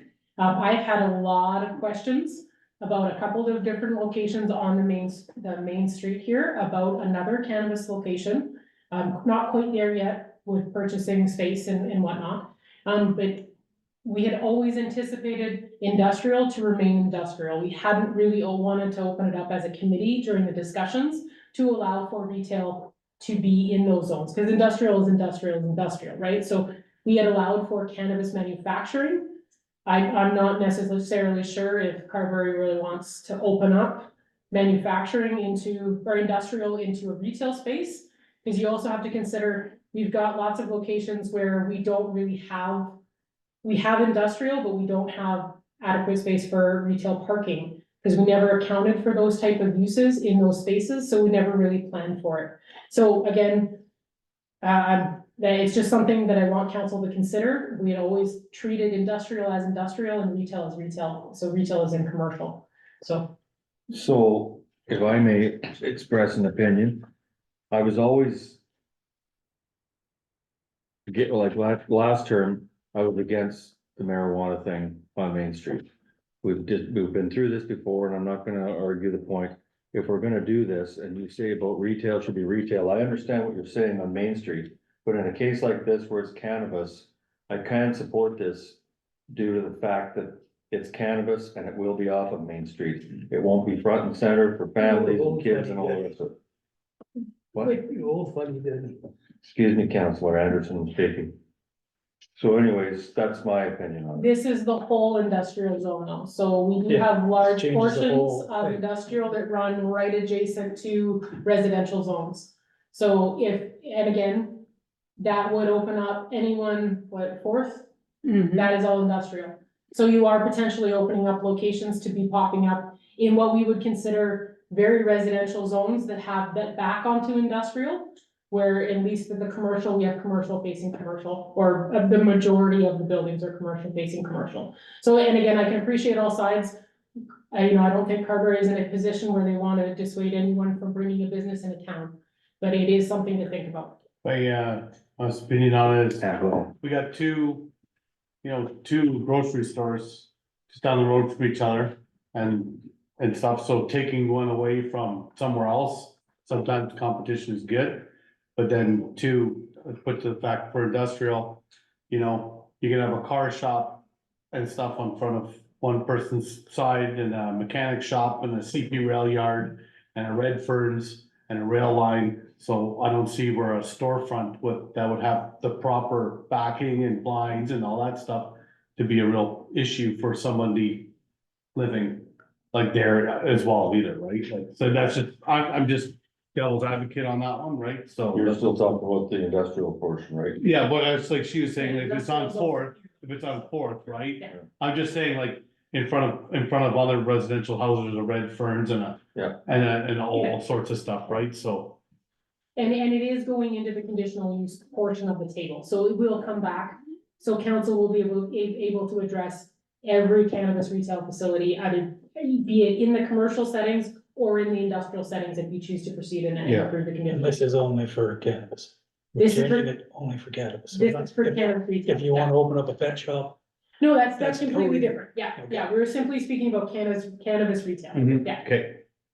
Any more comments, concerns, questions? So you say retail then, this is the only cannabis. We're only speaking about cannabis retail, I do wanna correct myself there, because I did refer just to retail, but it Because is there is other specific to. retail businesses in the industrial already. Yeah, I'm simply addressing the cannabis retail portion of it. Bill? What is it? I will call the question on. We have a recorded vote. Spearhead, 4, Kalinowicz, Against. Anderson, 3.99 plus 0.01. 4 against, 4. Gray, 4. Dudak, 4. That is carried. I had to think about that for a second, I was like, what are you guys talking about? It's usually. Yes. Mr. Chair, do you want to go back to 7A for wheelchair discuss the part 3? I did just, I don't know if anybody had a chance to read it, but I did just put it into your. I'm totally lost right now. Page 3, Okay, 7A. okay. Yeah, I did see it somewhere. Page 3. Isn't it page Where? Page 2, 7A, part 1. So here. 7. Everyone's done with it. Okay. All right. 7A, part 3, participation. You're up, Rachel.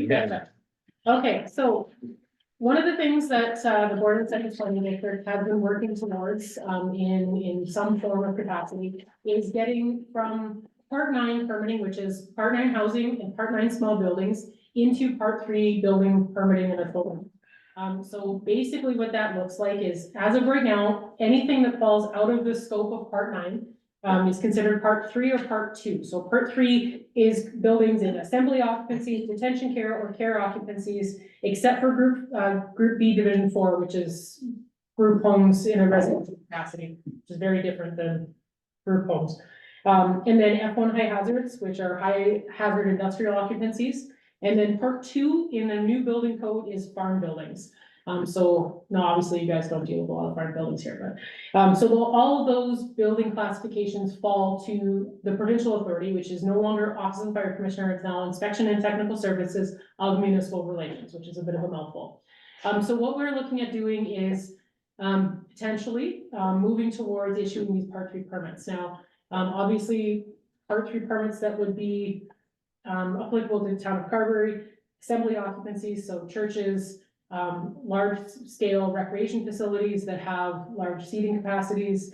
We're gonna have like any of the hotels, any beverage rooms that are licensed to serve alcohol, those would fall into an ITS permit. Obviously, you're not gonna see a lot of farm buildings. You do have the possibility of seeing high hazard buildings, F1 high hazards, just because of the industrial aspect of things, especially with the rail line. You have those potentials. So going forward, if we were to move into the Part 3, Part 2 permitting, what is gonna happen is, it's not the planning district that carries the authority, it's actually municipalities and the town that would carry the authority. So we do have the ability to have our other 2 members, which are municipality North Cypress Langford and Glenborough South Cypress, apply for their Part 3 and have the town of Carberry not decide to do it. And it's really something that the town needs to look at, and for lack of a better term, is there a bang for your buck situation? Because we will need to hire a mentor, and there's 2 different brackets of it, being Part 3 certified. There's the BCQ, which is Building Code Qualified, which is the education, which I have. So I am considered BCQ Part 3. The next stage is CBCO, which is Building Code Qualified Official. So I actually need 4 years of mentored work underneath someone who's already got their CBCO. So we are looking at bringing in a mentor if we do this. And basically, the only cost that we would put to our members to do this would be if you had to. So I'm listed under the municipal liabilities, errors and omissions insurance coverage. So we would have this mentor listed as a designated officer with the Cypress Planning District, no different than I am. So there would be an additional personnel listed under that. So I don't know if that changes any of the municipal coverage with their insurance, but that would be the only cost that we would be looking at diverting onto the municipalities and the town. Everything else we're planning on covering within our permit fees. So one of the things that I attached with the letter was the current inspection and technical services fee schedule. So right now, if your project is valued at $1 million, the province takes 1% of that permit fee. And that's the building permit fee that we generate. So right now, we issue a development permit giving the province authorization to issue a building permit. They range on a sliding scale from anywhere from $120, or I think it's $120 up to $500. And then they also get their building permit from the province. So we would look at creating a fee schedule within the planning district, be it 1%, be it 0.5% of that project value, and that's how we would end up paying our mentor. And I've got 2 gentlemen that I've already kind of reached out to that would be willing to work within that scope, so that we didn't have any additional fees incurred by the planning district, other than obviously the insurance that we spoke about. So that is something that I'm pushing very, very strongly with our 2 rural members, the municipalities, because they do see a lot of Part 2 farm buildings, and that we see a lot of potato sheds and that sort of thing. If the town is going to anticipate a hotel or a rec facility or anything that's gonna have that large assembly occupancy, those would be, other than a restaurant with a license, those would be where your Part 3 permits would fall. And I guess anything over 3 stories, I blanked over that. So there's 2 size parameters, so anything over 600 meters squared or 6,458 square feet, or anything over 3 stories. So if the town of Carberry ever wanted to put in a 3-story or a 4-story apartment building, that would fall out of our current jurisdiction. Or if there was another form of building you'd like to put in. So it's something that the board had tasked me with bringing to the individual members to start reviewing. Again, it's the municipality and the town that are gonna hold the Part 3 authority, not the planning district. I've basically urged the North Cypress Langford, and I'll do the same thing at Glenborough South Cypress's council meeting. If they don't want to look at this, I would recommend entering into a Part 3 agreement with an adjacent planning district. For them specifically, I don't know if the town of Carberry would be interested in that or not, if you have that type of development. But for them, it serves their need, whether or not they would like to enter into a contract to get my coverage there. So my part 3 certification, currently, BCQ. I have covered my own coursework, because it's my certification, I carry it. So the only implications that the planning district has had, the courses were offered during the day, so I did the courses during the day while at the office. And, the agreement we had was I paid for the courses, and the planning district paid for my exams. So at $150 per exam, there was 2 exams, complex buildings and large buildings. So that's what has been invested from a planning district side of things. So it's something that I would like Town of Carberry and the members to start looking at, because it's something that is the next stage of the planning district, if they'd like to go that route. Anybody have any questions, comments? Cost of taking this on? Like, what would your courses cost? Well, Would the that be courses are already covered? done. The courses are. The courses are done, Yes. so if we take on this part 3 then. Other than an agreement, is there any other? So what I'm proposing with the gentleman that I'm working with, and I'm only gonna use one, I won't have 2 mentors. Okay, We would be looking at having the additional costs to the members of the planning district of the augmented insurance. The mentor fee, we are hoping to cover, and the plan is with the fee structure we've got. The one gentleman is looking, and they both are, except one broke it out per hour, about 7 hours per project at $150. Mileage, he lives in Brandon, he wouldn't incur mileage, I would incur mileage, he would come to the office, we would do our review and our work, and then if we had to do a job site inspection, he would be in my vehicle, and I'm already paid mileage through the planning district. So in the grand scheme of things, the only additional cost we're wanting to put onto the members is that additional coverage under the insurance. If there is one, I don't know if you have me listed just a designated officer, or if you have a designated officer, Rachel Andrews, I'm not sure how that works, so. It would be something to look at, because again, we want to make sure that errors, omissions, and liability coverage is all covered. And we would go that route. So if I can just quickly speak from a planning point of view, me and Bill are on the planning board, just to give you a bit of history. Part 3 is required for, say, potato sheds. And we all know that there's probably 1 or 2 potato sheds throughout the year. Relocating Hutterite colonies, that sort of thing. So part 3, I know when it comes to hotel, licensed restaurants, maybe in the daycare. Maybe the daycare. Yeah, so we might be looking at that, but we don't build as much in Carberry as what the RM does. They Okay. build some bit of the major potato shed and everything. So I guess the question was, and I think we talked about this before, Brady, what does part 3 do for the town of Carberry? It would do for the RM of North Cypress Langford, You bet. and it would do for Glenboro South Cypress because they're both amalgamated. The town of Carberry is on its own. So we look at ourselves and we look at, say, the return on investment. Is this gonna cause our levies to go up in accordance to what we gain from it? I mean, would we be, from a town of Carberry's perspective, and you guys can correct me if I'm wrong, from a town of Carberry's perspective, what's the lesser of 2 evils? To invest in part 3 or to hire it out, like what you say? For sure. So I'm, Grady, do you have you're kind of up a bit on this. No, that's the only thing that, and if it's only an increase in insurance during the mentorship, then that's not a huge deal. It would just be ongoing costs on a go-forward basis, I guess, that's where we need to look at it from a cost versus benefit. For sure, yeah, the last thing we want to do is have something be prohibitive. So in this situation, we wouldn't be looking at adjusting the levy fees. Basically, if the direction is to go into part 3, part 2 permits, I would recommend that the planning district hold for a year. Get a good idea of what we're doing and then reevaluate. So with the anticipation of the large potato sheds, we have 2 colonies, one north, one south, that are fracturing.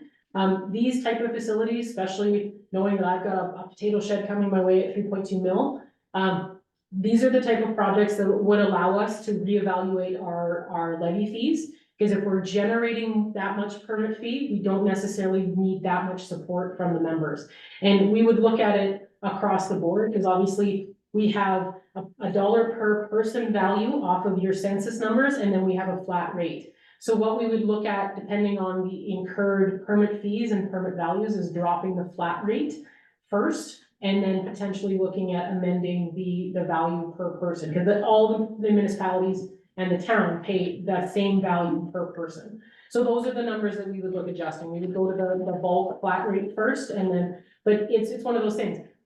If we have a really slow year residential, but we have a really big year for Part 3 permits, you know, we wanna make sure that all the members are seeing a benefit. So if it means adjusting it across the board, that's what we would do. We don't wanna, just because, and again, the town of Carberry doesn't have to enter into the Part 2 permits at all. Like, you guys could opt out of that. We would still evaluate all the members the same way, because obviously. As in the levies? In the levies, yes. Okay, gotcha. Yeah. 'Cause So, sorry to interrupt, I just will have my train of thought. No, for sure. So if there's a large building of potato sheds, everything, and you make a large sum of money off of permits, that comes back, that could in turn lower our levies. You betcha. We would look at doing it across. the And if board. we don't enter in with the agreement, it would still lower our levies. We would anticipate doing things across the board. Now, Okay. obviously, that would be a Cypress Planning District Board decision, Right. but I don't view, I don't necessarily agree with penalizing one member because they didn't enter into it when they have no need for it.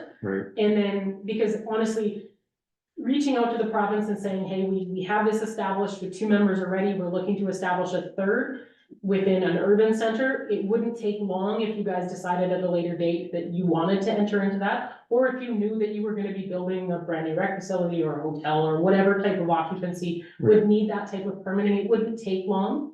But again, we wouldn't wanna penalize one of the members because they didn't enter into it if the planning district as a whole is benefiting from it. Yes. So if I might, my opinion on is for what it's gonna cost, we should do it, because if we're big on, we want businesses. All of a sudden, business comes to town, we haven't got anybody that can approve it, because we don't have a class 3 rate. So we say, we're sorry, hey, give us 6 months to get everybody up to speed, and then maybe you can come to town. You know, Well, you would still be able to permit it, you're giving the approval authority to the province.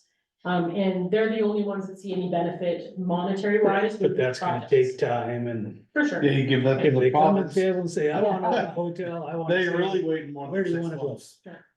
Well, and then that's the thing, like, we have the ability, and I'm not suggesting that you guys make a decision today and it's fine tomorrow. It's something that I do feel councils need to sit down and digest, because there is implications, there's liability insurance, there is, you know. Something we're gonna need at some point. At some For point sure. in time, if Carberry Hospital ever needs an expansion, we can't permit that in-house, that would go to the province. And it takes forever. And we have one provincial inspector that covers from Dauphin straight down to the US border and right over to the Saskatchewan border. We had 2, one of them is retired as of December of last year, and they're not planning on replacing her.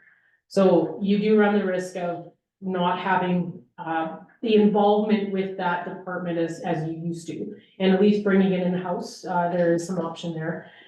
We have had some discussions at the planning district that, am I capable of running everything? So a lot of planning districts that have, Part 3, Part 2, they have multiple employees. You know, do I feel, again, that's why I basically said, give us a year of seeing what we're looking at. Large, complex, or large, low human occupancy, non-complex storage buildings, like I just permitted one for a gentleman the other day. To go through the inspection of technical services, those don't generate any inspections. There's a permit review, you make sure the building is set appropriate on the land, and away you go. Like, if it's got no electrical, you know, no plumbing services, it's just a cold storage structure, there's no involvement there. Now, if you get into something as complex as the hospital, like, you can speak with Maple Area Planning about how busy Jeff Braun is with Maple Hospital. If we were to get to that point, then obviously the planning district would have to look at potentially bringing on another inspector. I don't anticipate being that busy, but it is something that the board has talked about at length, is how busy I am and what is the potential, what is the potential hours incurred looking at that. So, you know, we have tried to address that, or we are currently trying to address that with some things. Bill, My gut feeling on this is we should do it at this time. what's the will of council? You bet. Agree with Bill. Okay. I can't say that every day either. So again, this was brought to Carver Council table for discussion. Okay. We haven't requested a formal resolution or anything at this point in time. We do have, our Cypress Planning District Board meeting at the end of April because of AMM and MBOA. So they're kind of back in weeks. Yeah. So we will be meeting the 25th of April and then we can have further discussions there. Because obviously we want to be able to bring an established contract to your tables for you to review of the mentor to make sure that everyone is on board with what we're doing. Because again, there is a small implication of additional costing, the insurance there and what that looks like. So we want to give everyone time to mull it over. Obviously, don't make any decisions until you've got all the information. Maybe we'll put it off to the next, we'll make a resolution for the next town council meeting then. We can just finish discussing it then. All What right. date is your meeting, Rachel? 25th. 25th, you said? Okay. Thanks, so, yeah. AMM and MBOA are kind of from, yes, the 25th, the Thursday. Okay. And we will be here in Carver. Yeah. Okay. Thank you. Does that sound good? Yeah, all right, that's it with everybody for that. Thank you very much, Yeah. Rachel. Thank you. Thank you. Thanks for all your help today. Yeah, it's fun. Not the worst one. Okay, where are we at, Mike? We are at page 4. Economic Development Reserve. Right, you are absolutely right. I got you. Mike, you're right on the ball there. son. No. Okay, we have resolution number 91-24, be it resolved that bylaw 02-2024, being a bylaw to establish a reserve fund for economic development, hereby be read a third time, signed, sealed by the mayor and CAO, sealed and become law. This is a recorder's vote, moved by, Mike, seconded by, Debbie, you said. Sure. Any comments, concerns, questions? Straightforward? Okay, Muirhead, 4, Kellanowitz, 4. Anderson, Just so it's easy. 4. Debbie, Ray, 4. and then Mike Zak. 4. That is carried. Thank you.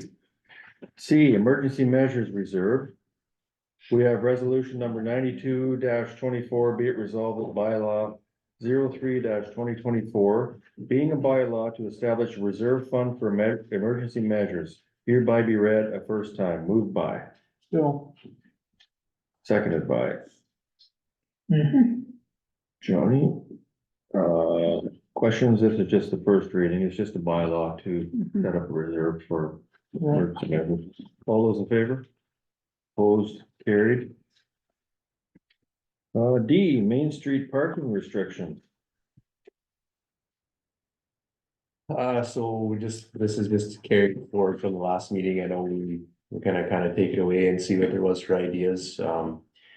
I did bring it forward to the Chamber of Commerce right after our last meeting. Haven't heard too much. I've heard from one person, questioning whether it's necessary or not to put any parking restrictions out there. I'm not sure if anybody else has heard anything. I told the chamber to contact you guys.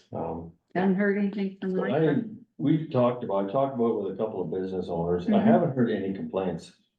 Like when it comes to that, as far as people coming and specifically saying something's gotta be done about parking. I really haven't talked to anybody with that. Yeah, just a letter that we had was in October, November, and then it got brought forward again in the last. yeah, we talked about Yeah. angled parking and all sorts of Yeah. parking, and then after that was been kind of cricket, so. Yeah. So, still in progress, but, I think that, maybe we can put out a little questionnaire to the businesses and residents along Main Street and just kind of see what some of the ideas might be, or if it's even that big of an issue. Maybe gauge the summertime. I sorry, I didn't mean to cut you off, pretty sorry. No, I was just trailing off my thought anyway, so. Play it by ear for a while then, or? Yeah, I mean, we can enforce what we have already, and if it continues to be an issue, then we can take another look at it. Bill, you were first. I did. The building owner where this guy parks the truck all the time. Can he not provide parking elsewhere for his tenant? I don't know what the space is like in the back. I know some people do use the back. I parked in the back when I lived in that top apartment. Yeah, when we were in the Bailey building, there was people using the parking back there. I don't know what this case, I don't know, you're back there all the time, I guess, like. The people who park in the front do not park in the back. Why, I'm not entirely sure, but, is it possible to park at the back? It is possible, but it's not likely to happen. We're dealing with personalities here. When it's snow time, they don't move to the back, they move across to the CVM lot. Okay.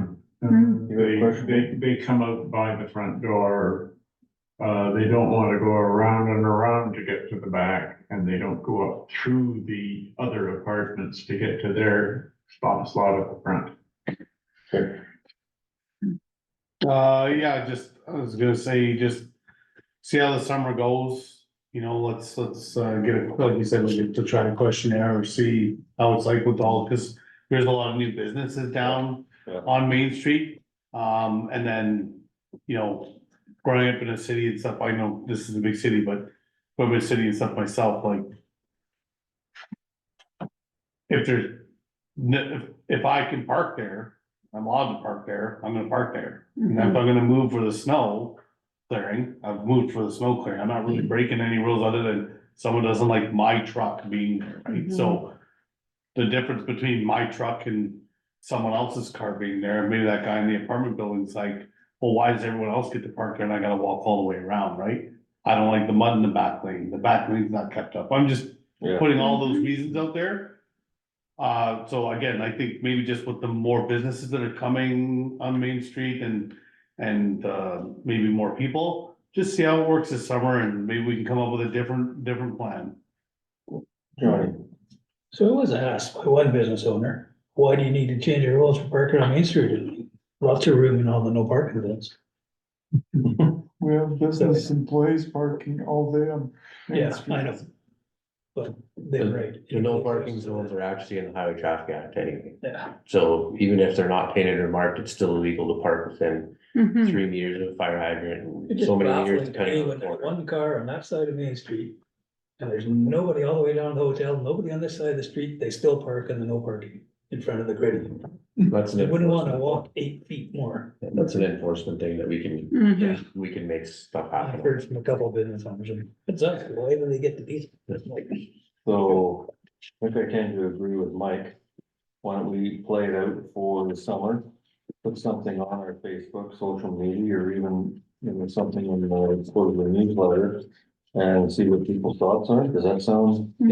And if it's becoming a problem, we call our bylaw enforcement people and do a blitz or. You're good with that? Okay, all right, that sounds like a plan. That's it for that. Can I just ask a question, Mr. Mayor? By law enforcement, who is our bylaw? enforcement? Serious bylaw, or not, serious bylaw protection out of Portage. Okay, thank you. Do we get a monthly report from them? Not always. I can get them on that again though. We should be getting a monthly report.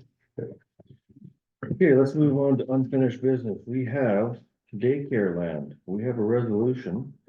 Resolution number 93-24, be it resolved that council commit to providing up to 2 acres of land in the future recreation development area for a new daycare facility in cooperation with the municipality of North Cypress Langford. Moved by Mike.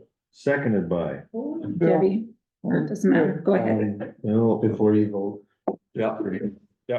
Okay, the only reason why I want to segue in here is that is currently listed under your zoning bylaw as open space. You do not have a daycare facility listed as a permitted use or a conditional use in open space.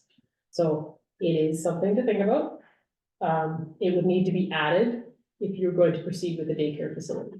So then we might as well go ahead and Yeah. do that because we've already committed, both the RM and the town have talked about this. I did catch it yesterday with them and had the discussion with them at council yesterday. Yeah. So if that's the case, the planning district will proceed in putting paperwork through to do a zoning bylaw amendment to add this use. Would you like it listed as permitted or conditional? Because remember, any of the open space is. Well, this right now is just like us agreeing with each other that we will give up this space for this idea. That's Oh, what okay, this is yeah. what this is about. Okay, So this is us both committing that because it's 50-50 land, for sure, that they're saying yes to it and Okay. we're saying yes to it for sure. to get to get the ball rolling. Okay, That's so what this is. there isn't an actual plan in play yet, okay, perfect, so one of the things we would do once a plan is in play is we would have to do a zoning bylaw Yeah, amendment. this is just agreeing with each other that we're not gonna go back on our word and one For sure. says no and one says yes. You bet. And then one says no and then one says yes later on. But This is just- FYI, keep that in the back of your mind. You betcha. What we can do is, I can draft all the paperwork and just leave it, no number associated to it, draft it up and I can send it to Grady. And you guys can review the application and see what it looks like, and then I would, if that's. Yeah. Yeah, this is just the us shaking hands saying we You agree bet. to it. I just didn't wanna get No. everyone agree and everything be ready and then like. No, there's by the nothing- way, there's it's not- Zoning bylaw amendment. So there's nothing moving in there right now. This is just like a handshake with each other saying that we will Have a commit. public hearing, all Yeah. them kids are gonna be running around that apartment. Well, you might And have then, to. Yeah, so I we can can hear bring, you now. we can do that for the Mhm. joint. meeting, and Yes. We can discuss it at the joint meeting Mhm. from an application, we're joint owners with the joint applicants, right? Yes. Okay, anybody else have any questions? No, that's good. Okay, Yeah. I'll call a motion. All those in favor? Opposed, that is carried.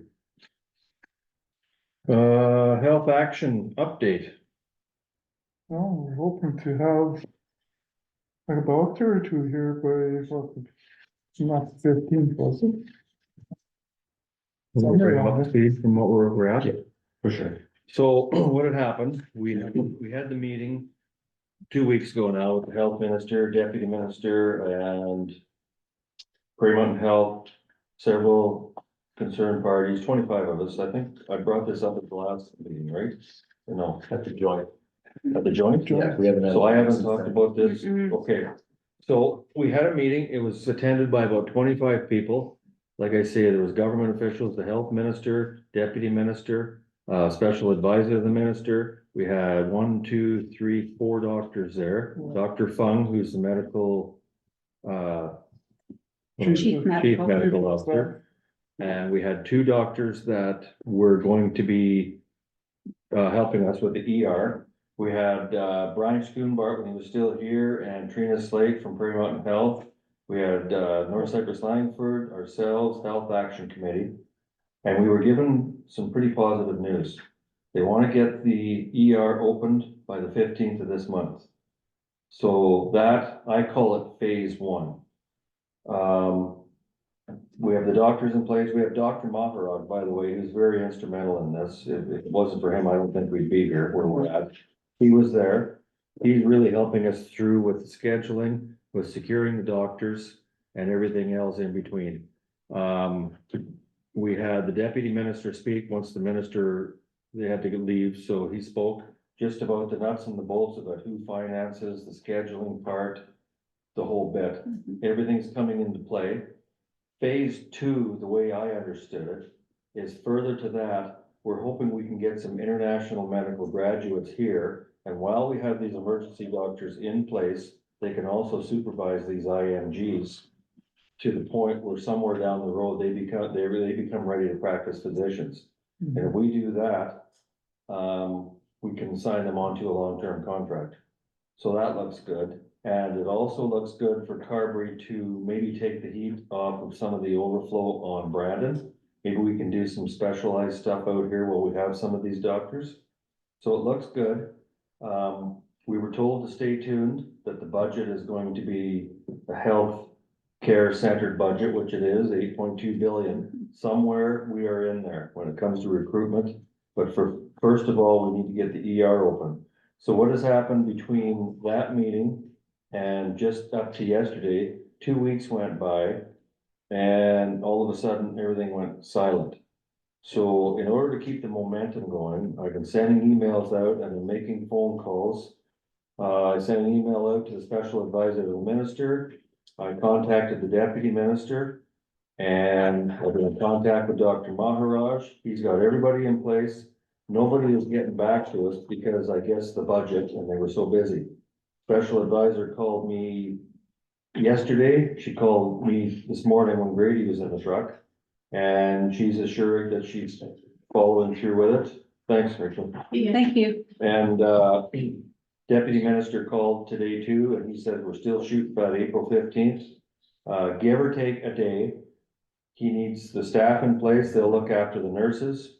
One of the questions at the meeting from the lab personnel and the nurses is, we would like to be known when this will happen, because we need to have the staff in place. Mhm. We need to have the supplies in place for the lab. That is being taken care of. Brady's helping too with Dr. Maharaj in scheduling. Dr. Maharaj already has a schedule, so it looks like everything is in place, ready to go for the 15th. It just needs to come together, and that's that. So that's where we're at in the health action or health care update. So we're looking at opening the ER up on the 15th. It'll be 12-hour shifts to begin with.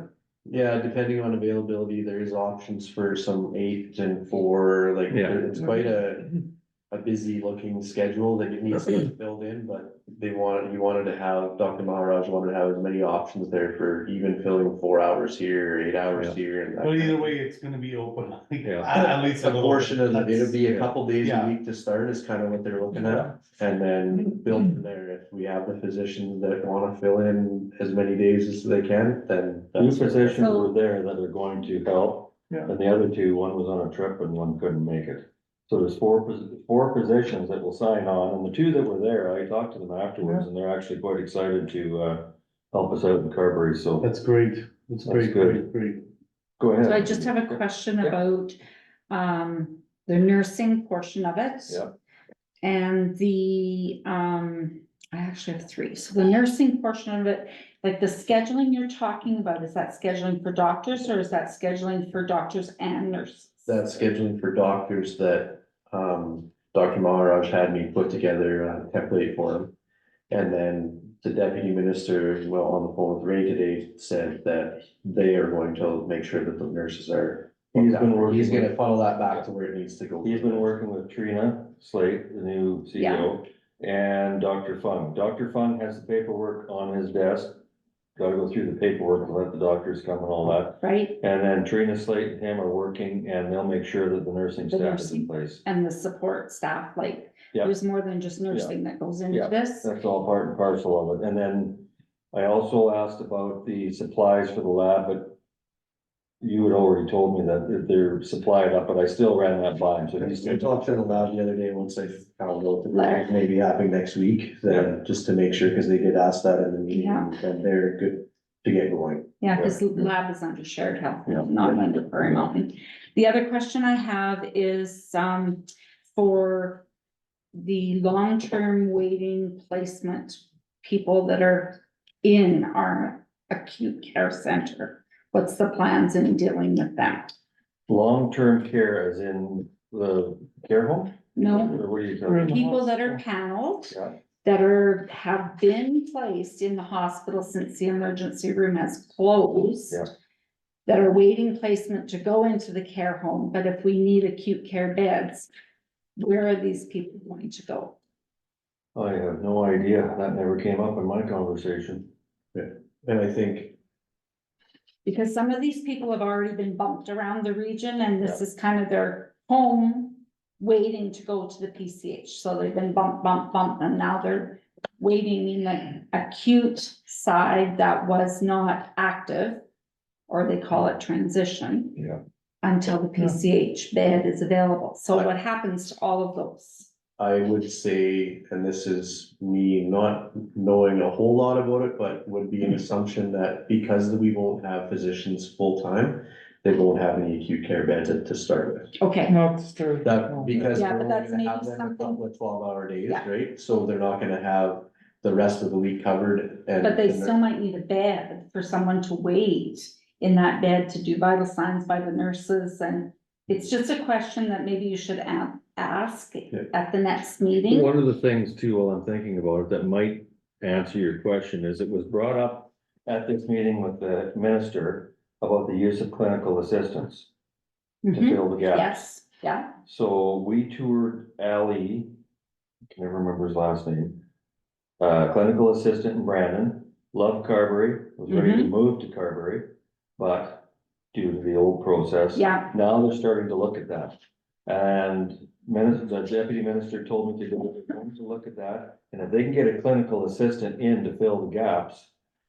There has to be a doctor on site to supervise the clinical assistant. Yeah, But if they can work it in such a way that they do have doctors on the schedule and the clinical assistant can help out, they'll look at it. yeah, So I I've gave- worked with them before. I gave Ali, his contact information to Raina, she's gonna Okay. check into it. Mhm. Also talked to the minister, deputy minister, he's gonna look into it. And also this Dr. Tennessee from UK, he's still on board. Sent all of his stuff to Dr. Maharaj.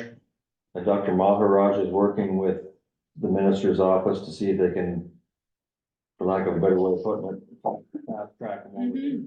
And if he doesn't meet the qualifications for ready to practice, maybe he could act as a clinical assistant, clinical physician, whichever, Mhm. and under supervision and then pathway up. Right. So this is where we're at, so we can get that ER open in another week or so. Yeah, And that's then move good. on and get going, so I told the deputy minister today that, like, we're gonna keep on him, and he was good, they're all good, he said phone anytime.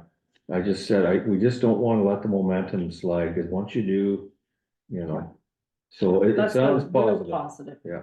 Am I still on the truck? running? Yeah. I just shut the window because there's a stinky old power stroke. Okay. Sorry.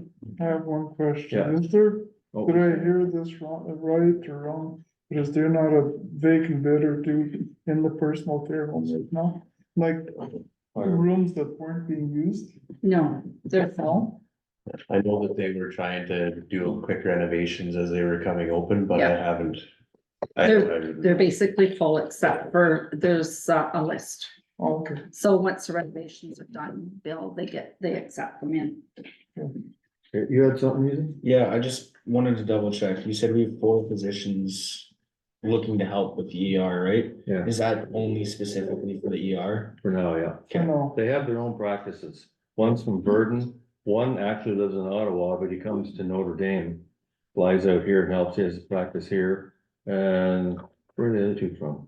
Brandon. One was Brandon and the other one I think was maybe like Selkirk or Yeah. somewhere out that way, yeah.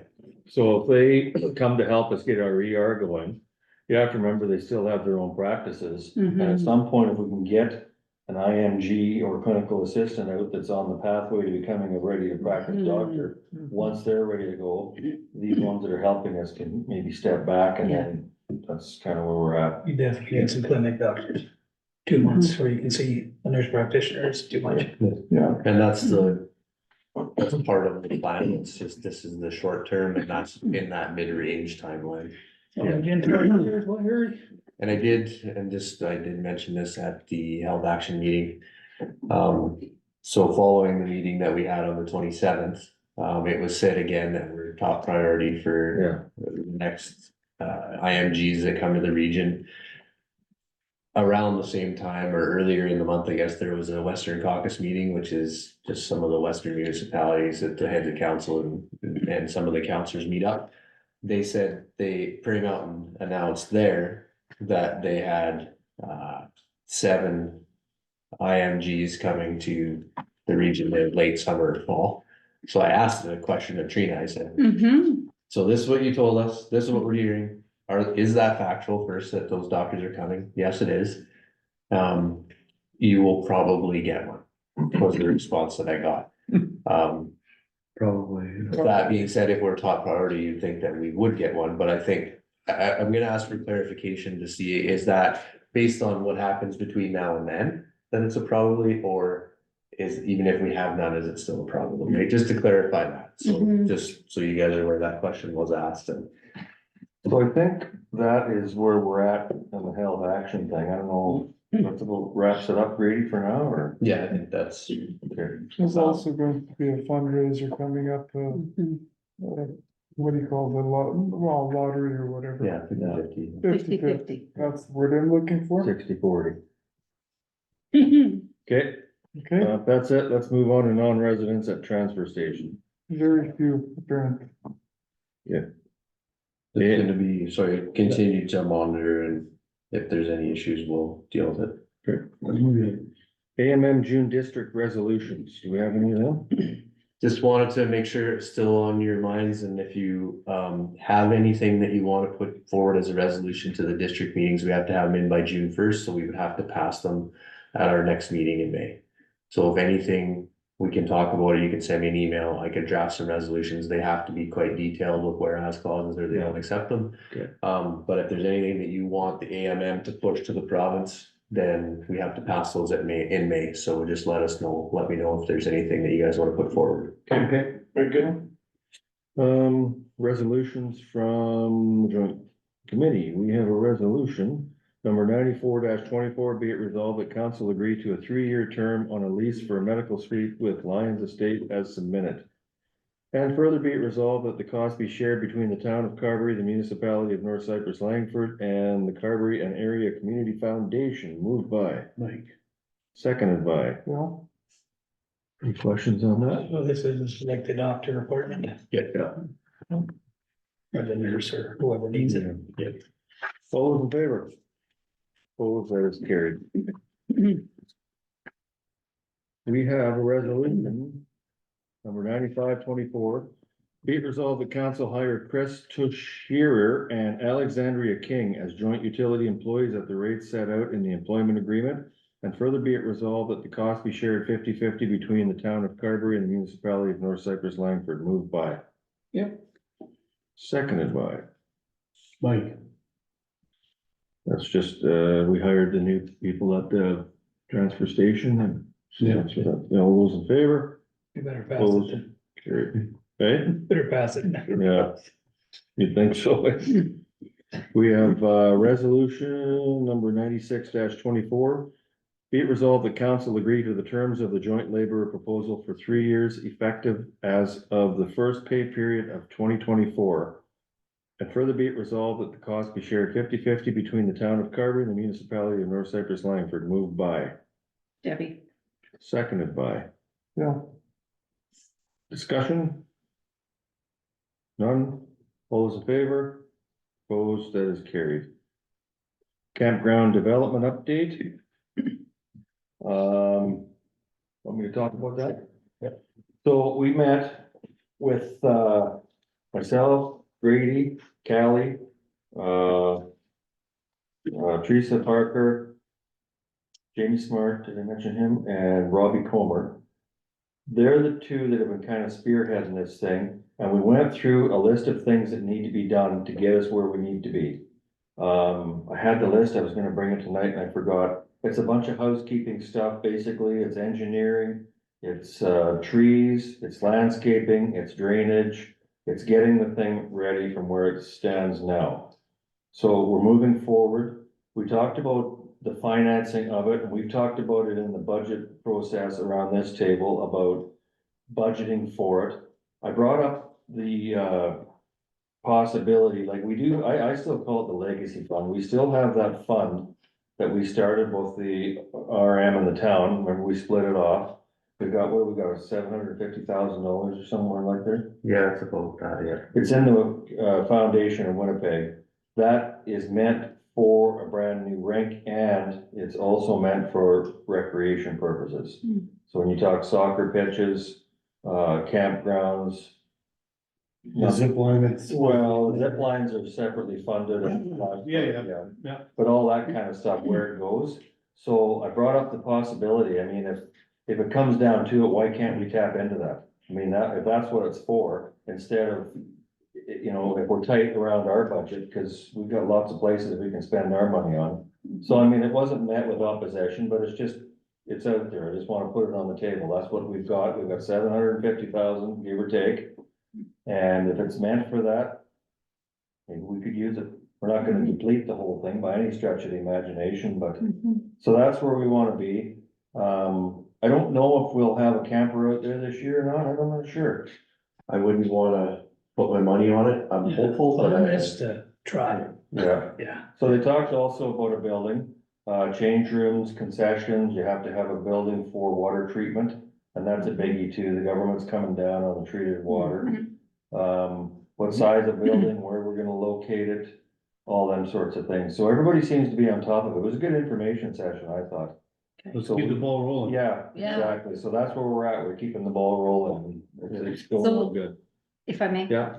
Is this legacy fund for the town or is it both municipality and town? It was started probably back when you were on. 2011. 2011, it started that each municipality was gonna contribute 40,000 each to a fund. That 40,000 was raised to 60,000 per year. And it built and built and built, and it got to the point where it was $1.5 million. But it was one of them situations where it was in jointly with the RM. Some of us around the table wanted to separate that, myself included, for the reason to get a campground, to develop across, because none of us in our lifetime are gonna see a new building, if it ever happens. So we might as well, you know, like, I mean, your grandkids are small, they might as well enjoy it. Yeah. But we couldn't separate it off because of certain people around, so, you know, the 7 versus 5. Finally, we were lucky and we separated, we took our half and their half, and they're in parallel, accounts. Okay. Yeah, the other thing that was happening too is the momentum of people in the public volunteering their time to get things done, like trying to get the campgrounds up rolling. Mhm. It was looked at a big picture, get done all at once, and so the money, like if it could be anything, a soccer pitch, whatever was about to get done, it was kind of getting squashed. And the money wasn't being released, so that's Okay. why that happened, and it seemed to be working, because now there's movement there. Good, yeah, no, it looks like it's come out. So I will say at the gala, they had this sheet of paper where you can select what you want, and the campground was, from what I hear, don't take my word for it. Yeah. I'm not on the committee anymore, but from what I heard, that was the number one choice. Yeah. Of the money raised at the gala this year to go to the recreational, at Nice. the campground. What I said with, So, I yeah, assume that it's going to be, but I will not promise anything. when I sat with Kara at the winter fair there, there was a handful of people and they always asked, you guys got a campground? Mhm. So it's out there, so. Yeah, it's anyways, it's going, so that's where we're at on Good, that. thank you. Okay, general business, we have new residential recycling bins for glass. So one of the requests from the public works guys on the glass pickup day is some people put boxes, some people put bags, there's all kinds of stuff I can access through, Recycle Everywhere. I can access new bins. So just wanted to give you guys a heads up. I think we're gonna go ahead and order that. They're free. I'll just confirm any shipping costs or anything like that. And if it's any amount, then I'll let you guys know, but we can order enough for every household. They're blue bins. And hopefully people, if they do glass recycling, they'll use them for that. We'll recommend that. Otherwise they can have recycling bins or whatever. There's a little bit smaller than the blue bins that we have, the big square ones. Okay. But it's just something that'll make it a little bit easier on the guys for. Yeah, I think I have one of those, it's like a little blue bin with a handle on it, and that's why I put all my, Yeah, no, I not that small. They're a little bit different. right, no, I'm just saying I have a little blue bin instead of the box, like, or bag, so I just try to keep them in the bin. So it's just, they just dump it in the truck. glass recycling is only on the first Tuesday of the month. Tuesday of the month. Okay. You should for Put that. a note with each one saying this is when you put your glass out. Yeah. All right, sports gala table, we have a resolution. No. Fact. We have resolution number 9724, be it resolved that council support the Carberry Area Recreation Development Committee Sports Gala by purchasing a table for $600, moved by, Bill, seconded by. Mike, Is there any discussion? I guess not. I heard you brought, greetings from the town. It, Thank you for that. and I sold an autographed copy of it for $20 for the cause. Good for you. Wow. Anyways, all in favor? Opposed, carried. Stars invitation. A quick note, after we, made the donation per capita to Stars a couple of months ago, maybe last month, I don't remember exactly. They did send an invitation out if, council ever wants to, they'd be willing to give a tour of the base in Winnipeg if we're ever in there You or ever get the something. chance to do it? I've been there a couple Oh, times. right. yeah, I'm absolutely like to Yeah, do so that. the invitation is there for us, for you guys anytime. Good. I don't think you wanna wanna ride ride. No, that you don't helicopter. ride that. Wow. I rode that helicopter. I'm glad I did. Yes, I bet you are. Grad 2024 ad, we have a resolution number 9824. Be it resolved that council purchase an ad in the Neepawa banner and press in support of grad 2024 at a cost of $179. Moved by, Mike, seconded by Sure. Johnny. All those in favor, opposed, carried. Mental Wellness Day update. Pass that down there if you need it. yeah. I need So plans are coming together really, really well for the 23rd. We've got sort of the agenda made up. During the day, the booths will be open at various times for the students. They're gonna be doing breakout sessions on screen time and sleep on and the effects on mental health, and also doing, what's the other thing? I haven't talked to him about this. Geez, I'm clearly tired. Knowing what your baseline is, so just identifying that sort of, how are you out of 10 today kind of thing. So those sessions will be going on. I've got someone who's gonna do supper for all the presenters and conveners and those that are participating in the wellness fair. Some of them aren't able to stay for the evening as well, which is fine, but we'll have some resources there. In the evening, we'll have the wellness fair. We have Chris Beaudry on at 7, which is gonna be great. We've got this put out there, like, it's in Brandon, I shared it with all the municipalities around. We're hoping for a really, really good crowd. Following that, there's optional breakouts. We're gonna do the same breakout sessions for the community as we did for the school. So everybody gets the same information. So depending on how many people, as they're coming in, the foundation is gonna be kind of working at the entrance, and they're gonna be taking note whether people want to participate in the breakouts, and then you'll get a name tag that has a number on it, and that will split everybody into groups ahead of time. So we'll just say number ones are gonna go, and if it requires it, if we have a lot of people doing it, we've got the drop-in, the hall, RJ Watt gym, and then the CCI gym, or CC gym will be used as sort of the 4th location, so we have 4 groups. And then the conveners, then we'll just move around, so we're not moving 50 people at a time. Okay. We're also gonna have some sort of 98 information. We were really hoping to have a live or a recorded demo, but I don't think that's gonna happen, but we're still gonna have a presentation on the website, and just, that's our backup if we can't get the demo done. So we're really hoping for a big crowd. It's gonna be a great day. And we're really looking forward to it. It all came together really nicely, and so we'll share our social media, get the word out there as much as we can, and let's hope for a good crowd. If anyone's available, we'd be looking for some help to set up these other venues on the just in case in the afternoon that day. But I'll make sure you guys are aware of that before we get to that point, so. Well, that's good. Good job. Thank you. Lots of work. Transfer station building engineering. We have a resolution number 99-24, be it resolved, the council hires Stone and Sky Developments for engineering of the transfer station building at a cost of $2,500 plus taxes. And further be it resolved that the cost be shared 50-50 with municipality of North Cypress Langford. Moved by Mike. Seconded by. For your information, Debbie, I don't know if you're aware, we're putting a new building up out there. You knew that? Okay. And it's good commercial building, that's why we needed engineering. Any questions on that? No, hearing none, all those in favor? Opposed, carried. Drop-in center air conditioning. Resolution 100, number 124. Be it resolved that council hires Sandhills Electric to install air conditioning at the drop-in center at the cost of $17,312.45 plus taxes. Further be it resolved that the cost be shared 50-50 with the municipality of North Cypress Langford. Moved by Debbie. Seconded by. Yep. I have a question, should we, it's not just air conditioning, it's also heat. Split. How would you word that? Yes, it's a split unit. Split system in heating, air conditioning? Yeah, I have it in my house. Yeah, I know, but it should be worded as such. These older folks are going to read this, they're putting in air conditioning only. It's heat as Oh, well. it's a system, It's a system. so it should be air conditioning Heating- slash heating or Yeah. heating Heating slash system. air conditioning. Air conditioning slash heating, does that make sense?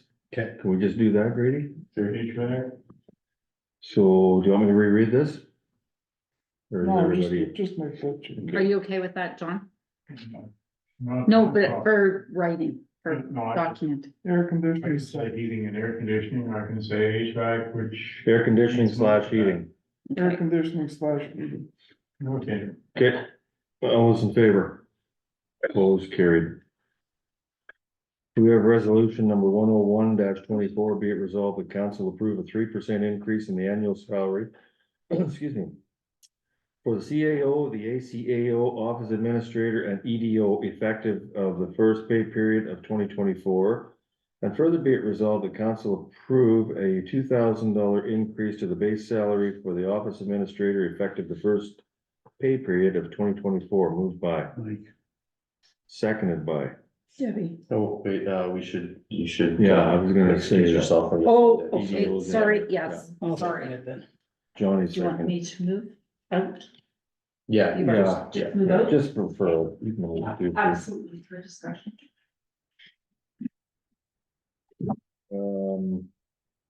Pretty straightforward. Yeah, so we talked. Yeah. Yeah, All those in there's no- favor? yeah. Those carried.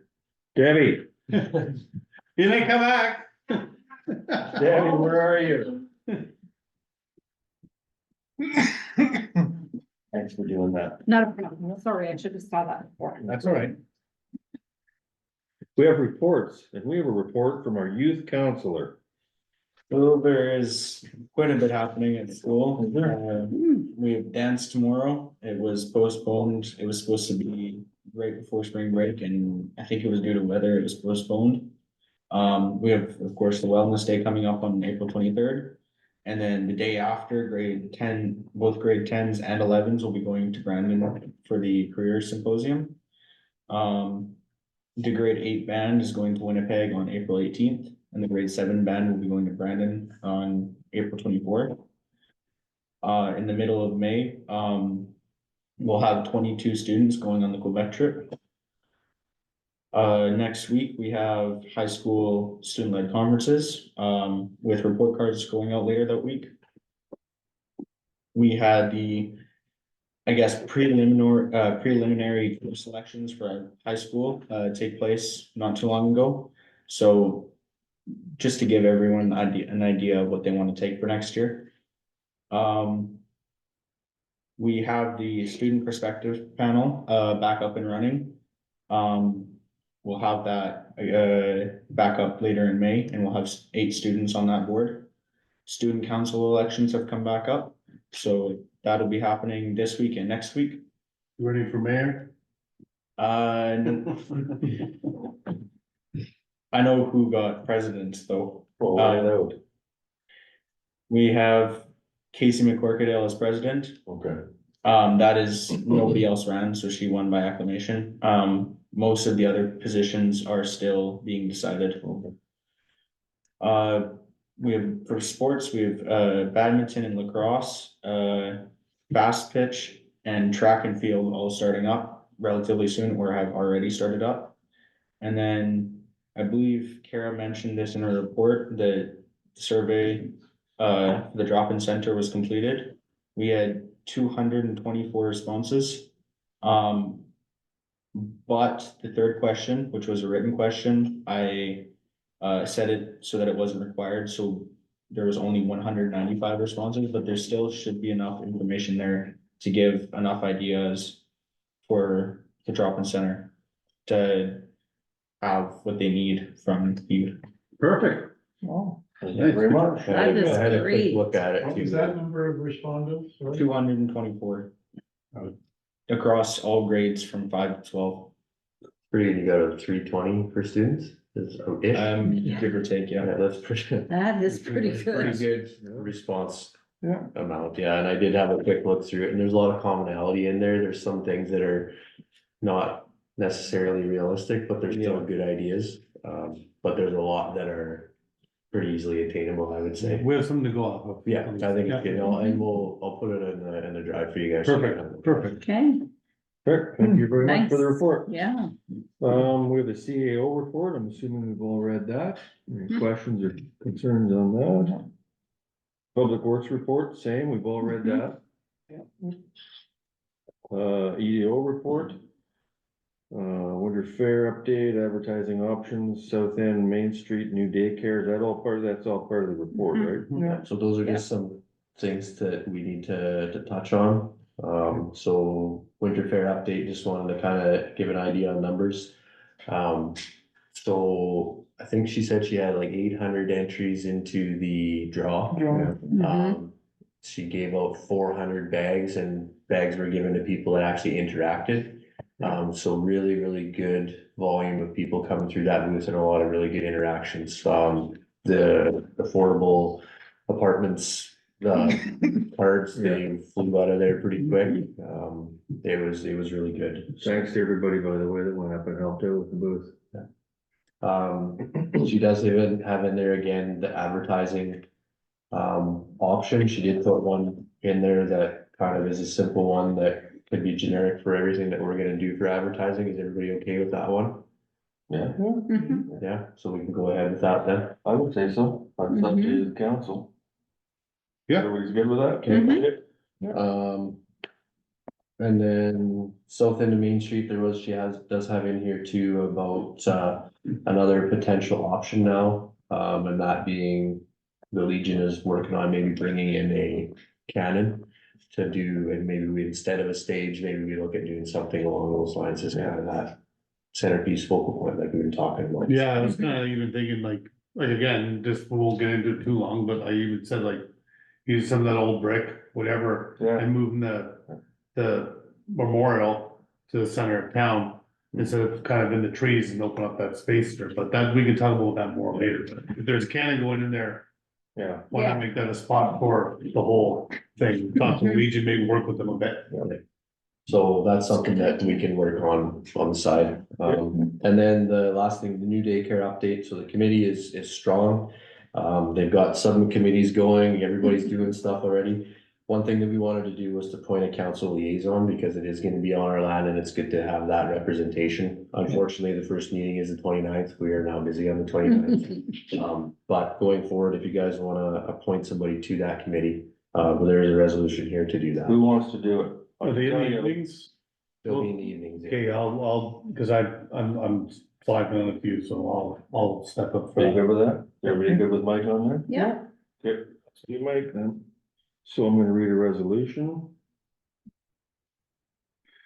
Resolution number 102-24, be it resolved, the council appoint Mike Sudak as a liaison to the new daycare committee. Moved by, Debbie. seconded by, Bill? all those in favor? That is carried. Councilor Sudak. You betcha. Committee reports, we have protective services.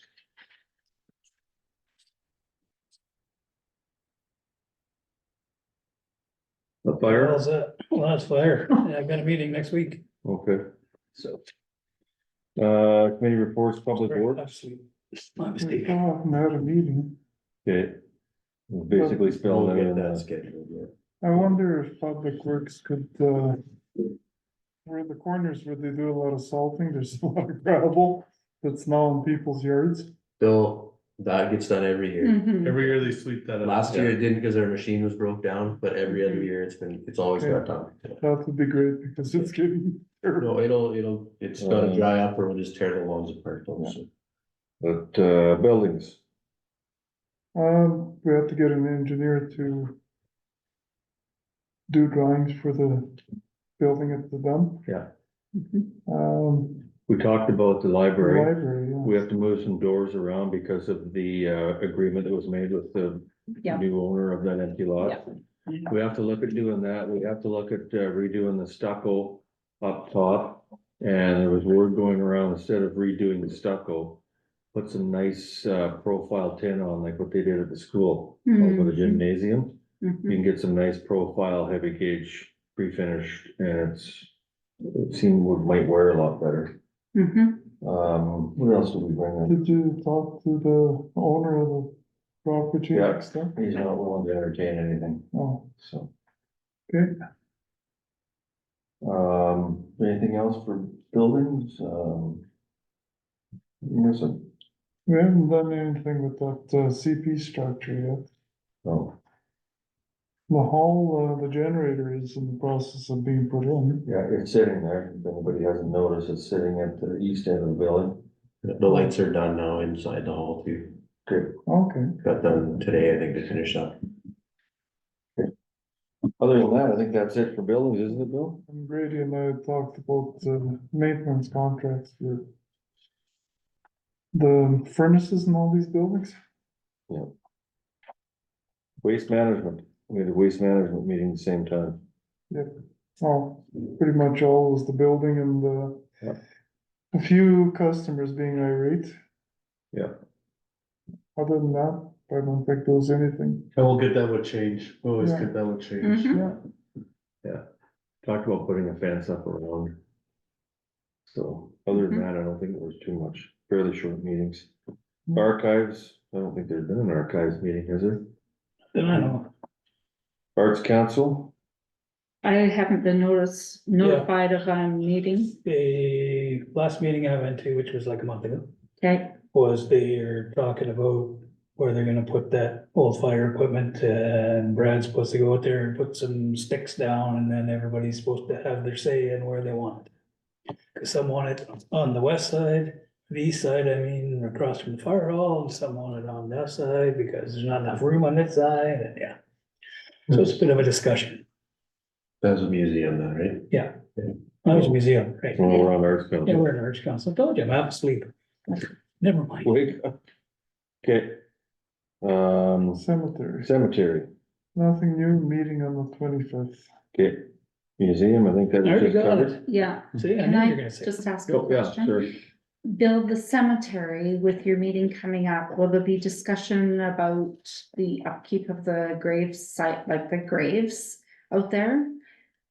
I just know that there was lots of concerns last year that the graves were not built up and that you could hardly see the top of the flowers when they planted them because there was so much sinking in the graves. Okay, I will So- certainly bring that up. at the Could you meeting. bring that up, Yeah. I thought please? they had a program on where they did so many a year. if I'm not No, mistaken. this is just the flower plots or. Yeah. Oh, You know, the They're little added to- plots I thought in that, front of yeah, the I'm thinking the stones. So, Yeah, no, Professional no. care.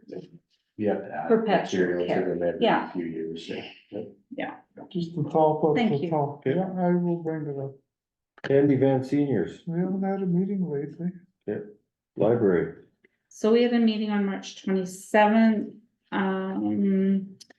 The treasurer's report was given no transactions over the month. It has a balance of 1532.94 in the account.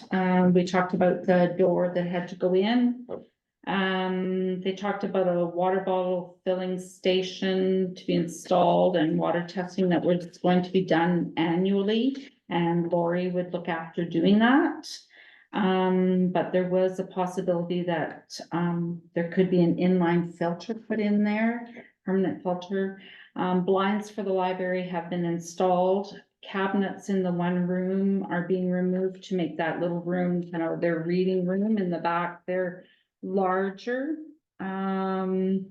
They applied for, summer student hours. So that application was in there. She introduced me to the main branch director, so that was done. They're asking to have garbage cans covered, snow removal, they talked about that. And ice at the bottom of the ramp was a concern. Old business book sale, March 21st. They opened with $13.68 and closed with a $14.43 amount. They're, Sorry, just a Sorry. question before. So those cabinets that they're removing, does that go through the building committee? Has that been talked about? I don't know, they might be their cabinets. Yeah, I don't know. No, because we just kind of talked about that before, if they were gonna do something in that building, right, whether it's Yeah. remove something or build something. yeah. Because it isn't their building, it's ours. Right. That they always come forward to the building committee with a plan of something, so unless it's theirs, you know what I mean? Because if it's cabinets that we put in there, Now they're taking them out. Yeah. You know what I'm getting, because Yeah. this kind of happened before. Cost reflection, okay, I can, I just thought before I lost my train of thought, I didn't mean cutting you off. no, that's fine. Cause I can ask or just do a gentle reminder about that. That it needs to go to a building committee meeting. I have to write it down so I don't forget. I hear you. So they have lots going on, they want they've gotten the reconciliation statement, framed and the Métis flag up. They're going to have quotes for the framing of that Métis flag for protection. Money would come from the, Criddle money. Okay. And apparently that Criddle money is in an account with an estimated $20,000 sitting there. So they were wondering, they're talking about a purchase of a large Indigenous art to be hung with possibly that money, and that's just in this discussion phase. The Friends of the Library, is organizing a book sale, and where did I put that date for that? I'm sorry.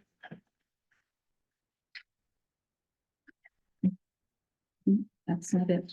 I've written it down here. I'm sorry. Loretta had 2 chairs that she was taking home for repairing. The community service credit, Claudette, one of the teachers at the school, is looking after that, and that's volunteer hours. And they're going to talk to her in September. Bench repainting is to be done this spring. They're looking at Lee Valley. It's a organization or a shop that does hangers for artwork, and that'll probably be $900. Feels familiar with that. Yeah. Okay, so you know that one Lee Valley is a supplier of the hangers? Yeah. Okay, all right.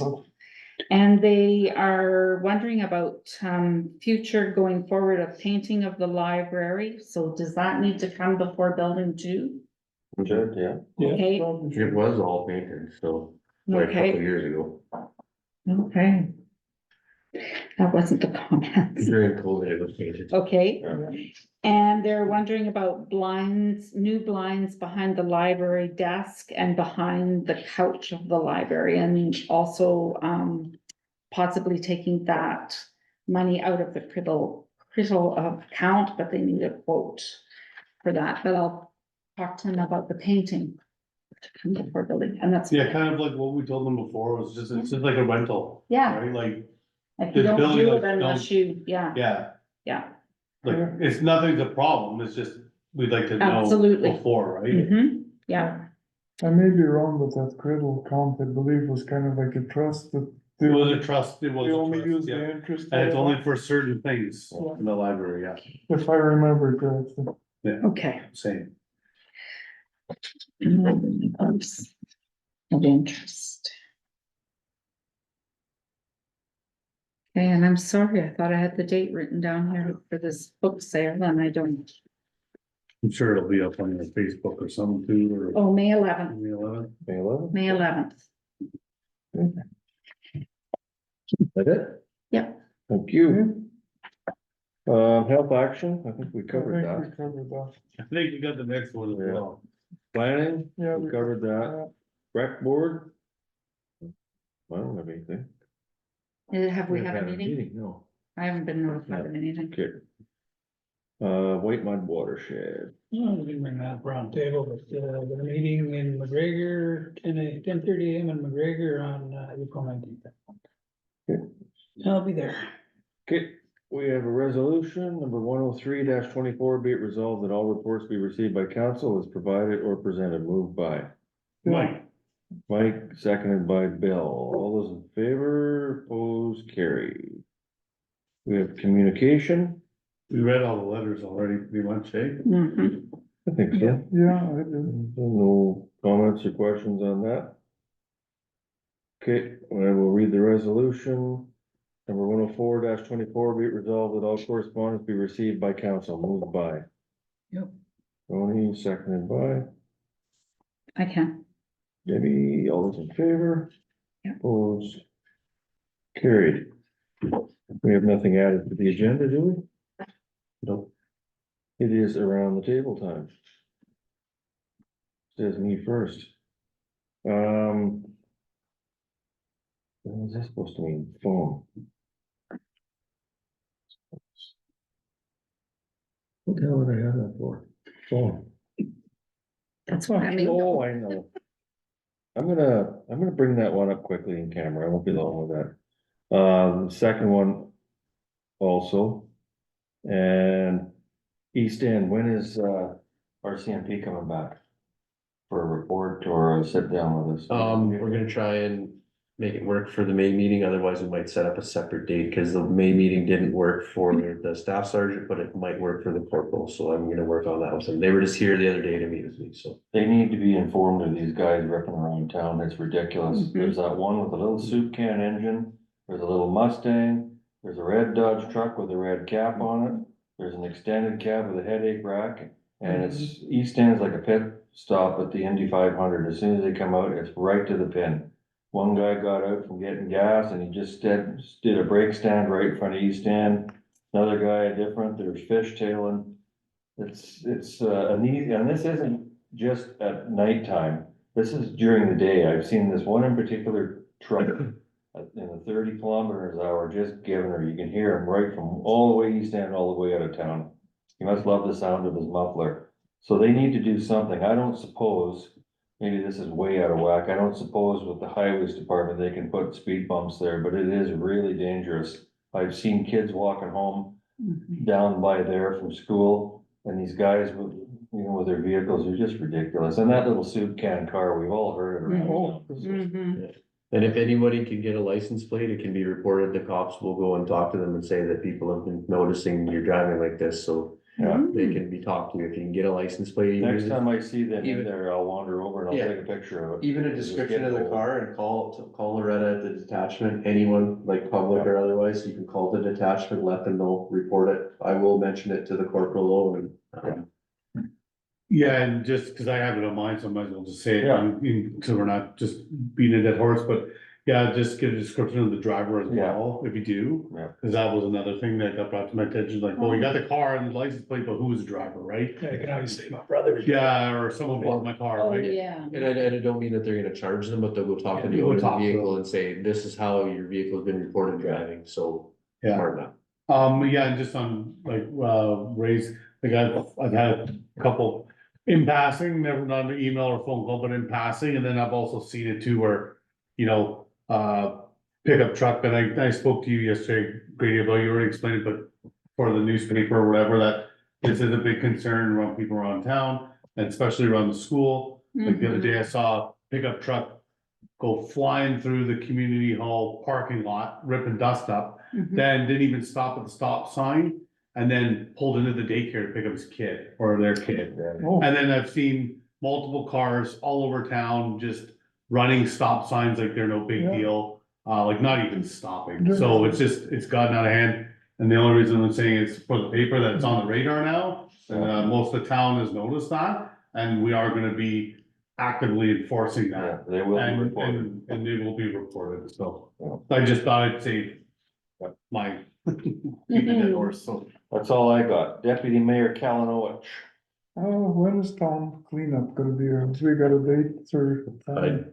I don't yet. Typically, we do it in May sometime? May, like, try and wait till after the long weekend to give everybody that time, but I mean, we'll see what the weather's gonna be like, if it's gonna be Okay. nicer earlier. Then, but people, as soon as it gets to like this outside, everybody starts to question it, I just don't have it. Hasn't honestly even been on my radar for some. Okay. There was a good presence at the fair by the EDO and all the volunteers. I was there for a while too, and I enjoyed it. It's nice to see the metal in the sewage station, or the lift station shed, the shed beside it. That's finally done, but there is a noisy fan on that lift station. I've had a couple of complaints about it. Should be addressed. And by law enforcement, there's been a car parked on Second Avenue West near Fanny, wrong way, no license plates on the car, wrong side of the street for several days. I think I've seen that one, yeah. That's why I was asking about byline force. We'll let them know more. Though they don't come unless it's reported, right, a lot of times, so. Oh, okay. Like, they're not, released, because otherwise the bill just keeps going up, so. I can let them know. That's all That's it, Bill. Counselor Anderson. Says here, White Mud District meeting, but I already talked about that, but I'm going to add on the bill, there's a couple of trailers in the trailer park there that like to park on the street or the walking path. I have. Oh, You're coming down the street and they're like, all the way out to the middle of the road. Good. Just parked in front of the house and there's a driveway there, 2-car driveway, they're still parked on the road. Yeah. So. Anything else? Take a cruise by there at some point and leave a ticket on their window, I'd be okay with that. Okay. Anything else? No, I think that's it. Counselor Ray. I don't have anything right now. Okay. Counselor Sudak. You done. Already talked about the drivers, so, another thing, just. I don't know if maybe something to look into, whether it's us and the RM or work in conjunction with the fire department, like those, fire index boards. Like, where you say like low, medium, high risk. Oh, yeah. I've seen them driving kind of through the Ontario, United States, and it maybe would be a nice idea, because even for the fire pits in town, when you come in and out of town or whatever, it just may be something to look into, whatever, especially with it being so dry lately and everything, so maybe it's just something we can kind of look into. Complaints, I just want to reiterate, this is more for the paper, John, that if a resident has a complaint or whatever, obviously my phone's always open and my email, but you'll need, for a resident that has a complaint about something, like a property or something else, it's good to come in and fill out the form to properly get it dealt with. So i.e. calling bylaw or having someone look into it, because other than a formal complaint, can't really go like off of, just a quick phone call. So just so people know, whether it's a derelict car or a barking dog or a whatever, a garbage piled up in someone's backyard, that's come and fill out formal complaint, so that way that's just the easiest way to do things. Just a note on that too, the complaint forms are on our website too, Yeah. so they're available that way, they can be emailed. It has to be signed, the name has to be on it. So, I think Mike? Yep. Okay, Youth Counselor Downey? Well, it's April and. It is. June is coming. Yeah. Very fast. It saddens me to say this, but I don't, especially now with course outline, that's all done. I don't think I'm viable or the right person to do this for a third year. Do this position for a third year. So I've let Mr. McCollum know that I don't plan on continuing doing this for a third year, and I just wanted to let everyone know here. And I wanted to say thank you for this opportunity that you've provided for me over the last 2 years. Well, we would like to thank you. Yeah. And I can honestly say, from when you first sat here till now, you really come out of your shell and you are a better person all around. Not that you Remember to were a write good this one. on your resume too. Yeah. Oh, yes, Definitely. We're gonna miss you. You were a good addition around here, so thank you for everything. So end of June kind of thing, is that what you're thinking, or end of May, or what do you, or I- next meeting, what do you? I'm thinking like end of June, well, by June, school's out, so I think it might be beneficial for me to be here for July, but after that, I don't really know, July, August. Good. okay. Yeah, because your last kind of report would be in June, would be July, but it'd be about Yeah. June, right? Yeah. Okay, sounds Yeah. good. Good. Thank you. Yeah, thanks. thank you. I appreciate having you. Thanks for having me. For sure. That's all you got? No problem. Yep. Got anything, Grady? I just wanted to say, and I did mention it in our WhatsApp there, but the new website is up and running. There is some, we're still working on it, but it's a lot more Oh, user friendly and easier to navigate than the old one. So it's up there, check it out if you have any feedback. Got the old 3-click rule. Yeah, they call it Nice. 3-click rule, and it's a fully accessible website as well. Nice. So there's multiple different languages, and oh, everything is set up very well. So if you have any feedback or you want to see something on there, just let us know. Okay, anything else? I just got something to say further to what you're saying. You had mentioned once before that our meetings were gonna be going on YouTube. Yeah, we have a YouTube channel now, Okay. because of the way the technology wasn't allowing us to use the program that we were using.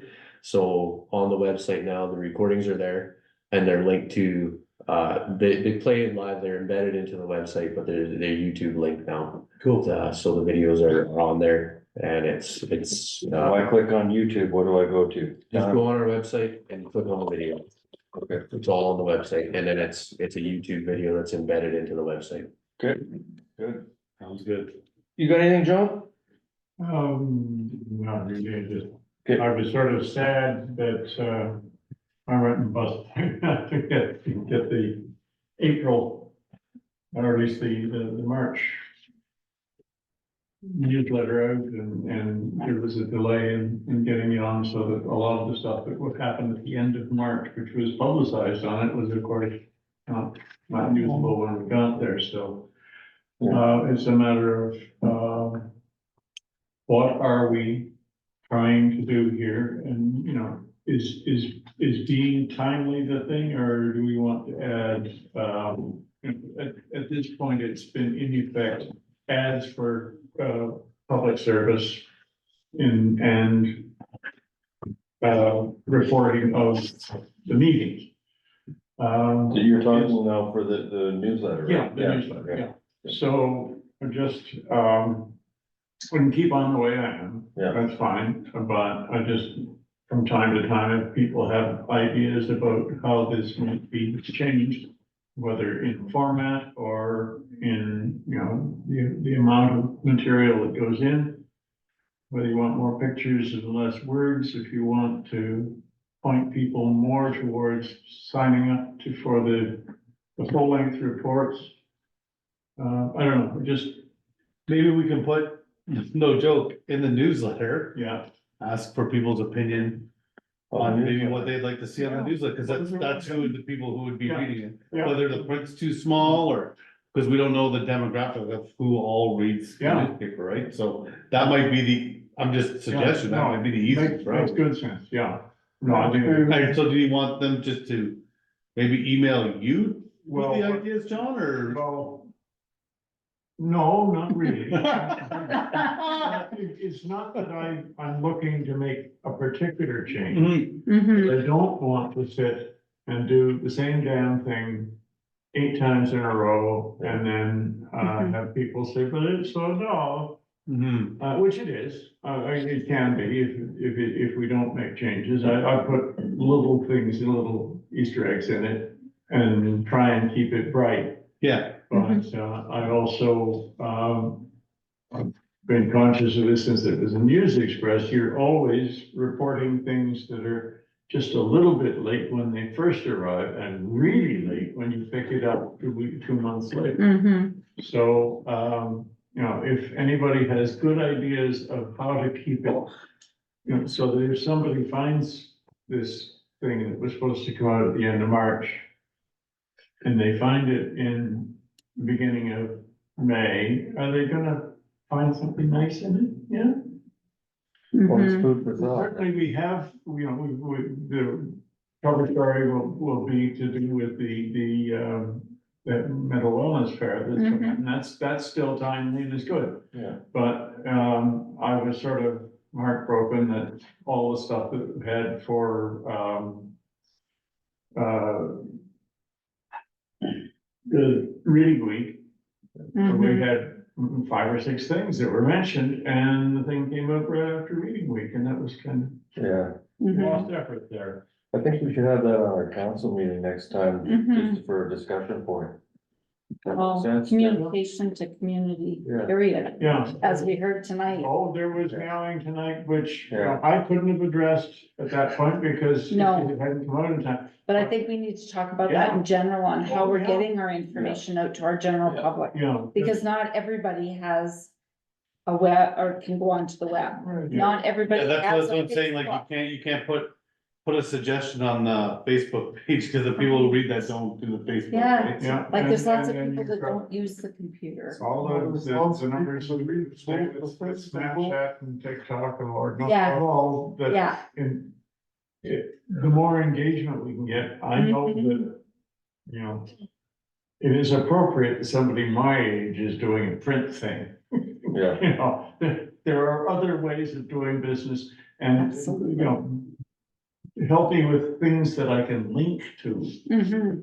To pull people's chain and say, okay, here, you know, you've got this much here in front of you, but, you know, just go to your phone and go to this, you know. And make sure that there are things there when you get it, because the worst damn thing is to have a link to something that's shut down. Yeah.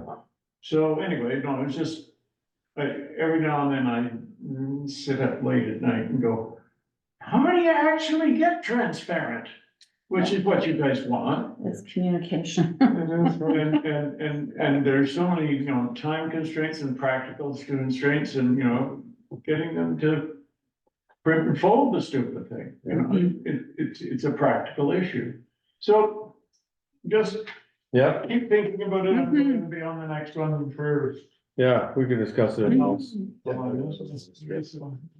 Good. Nothing for anybody else around the table?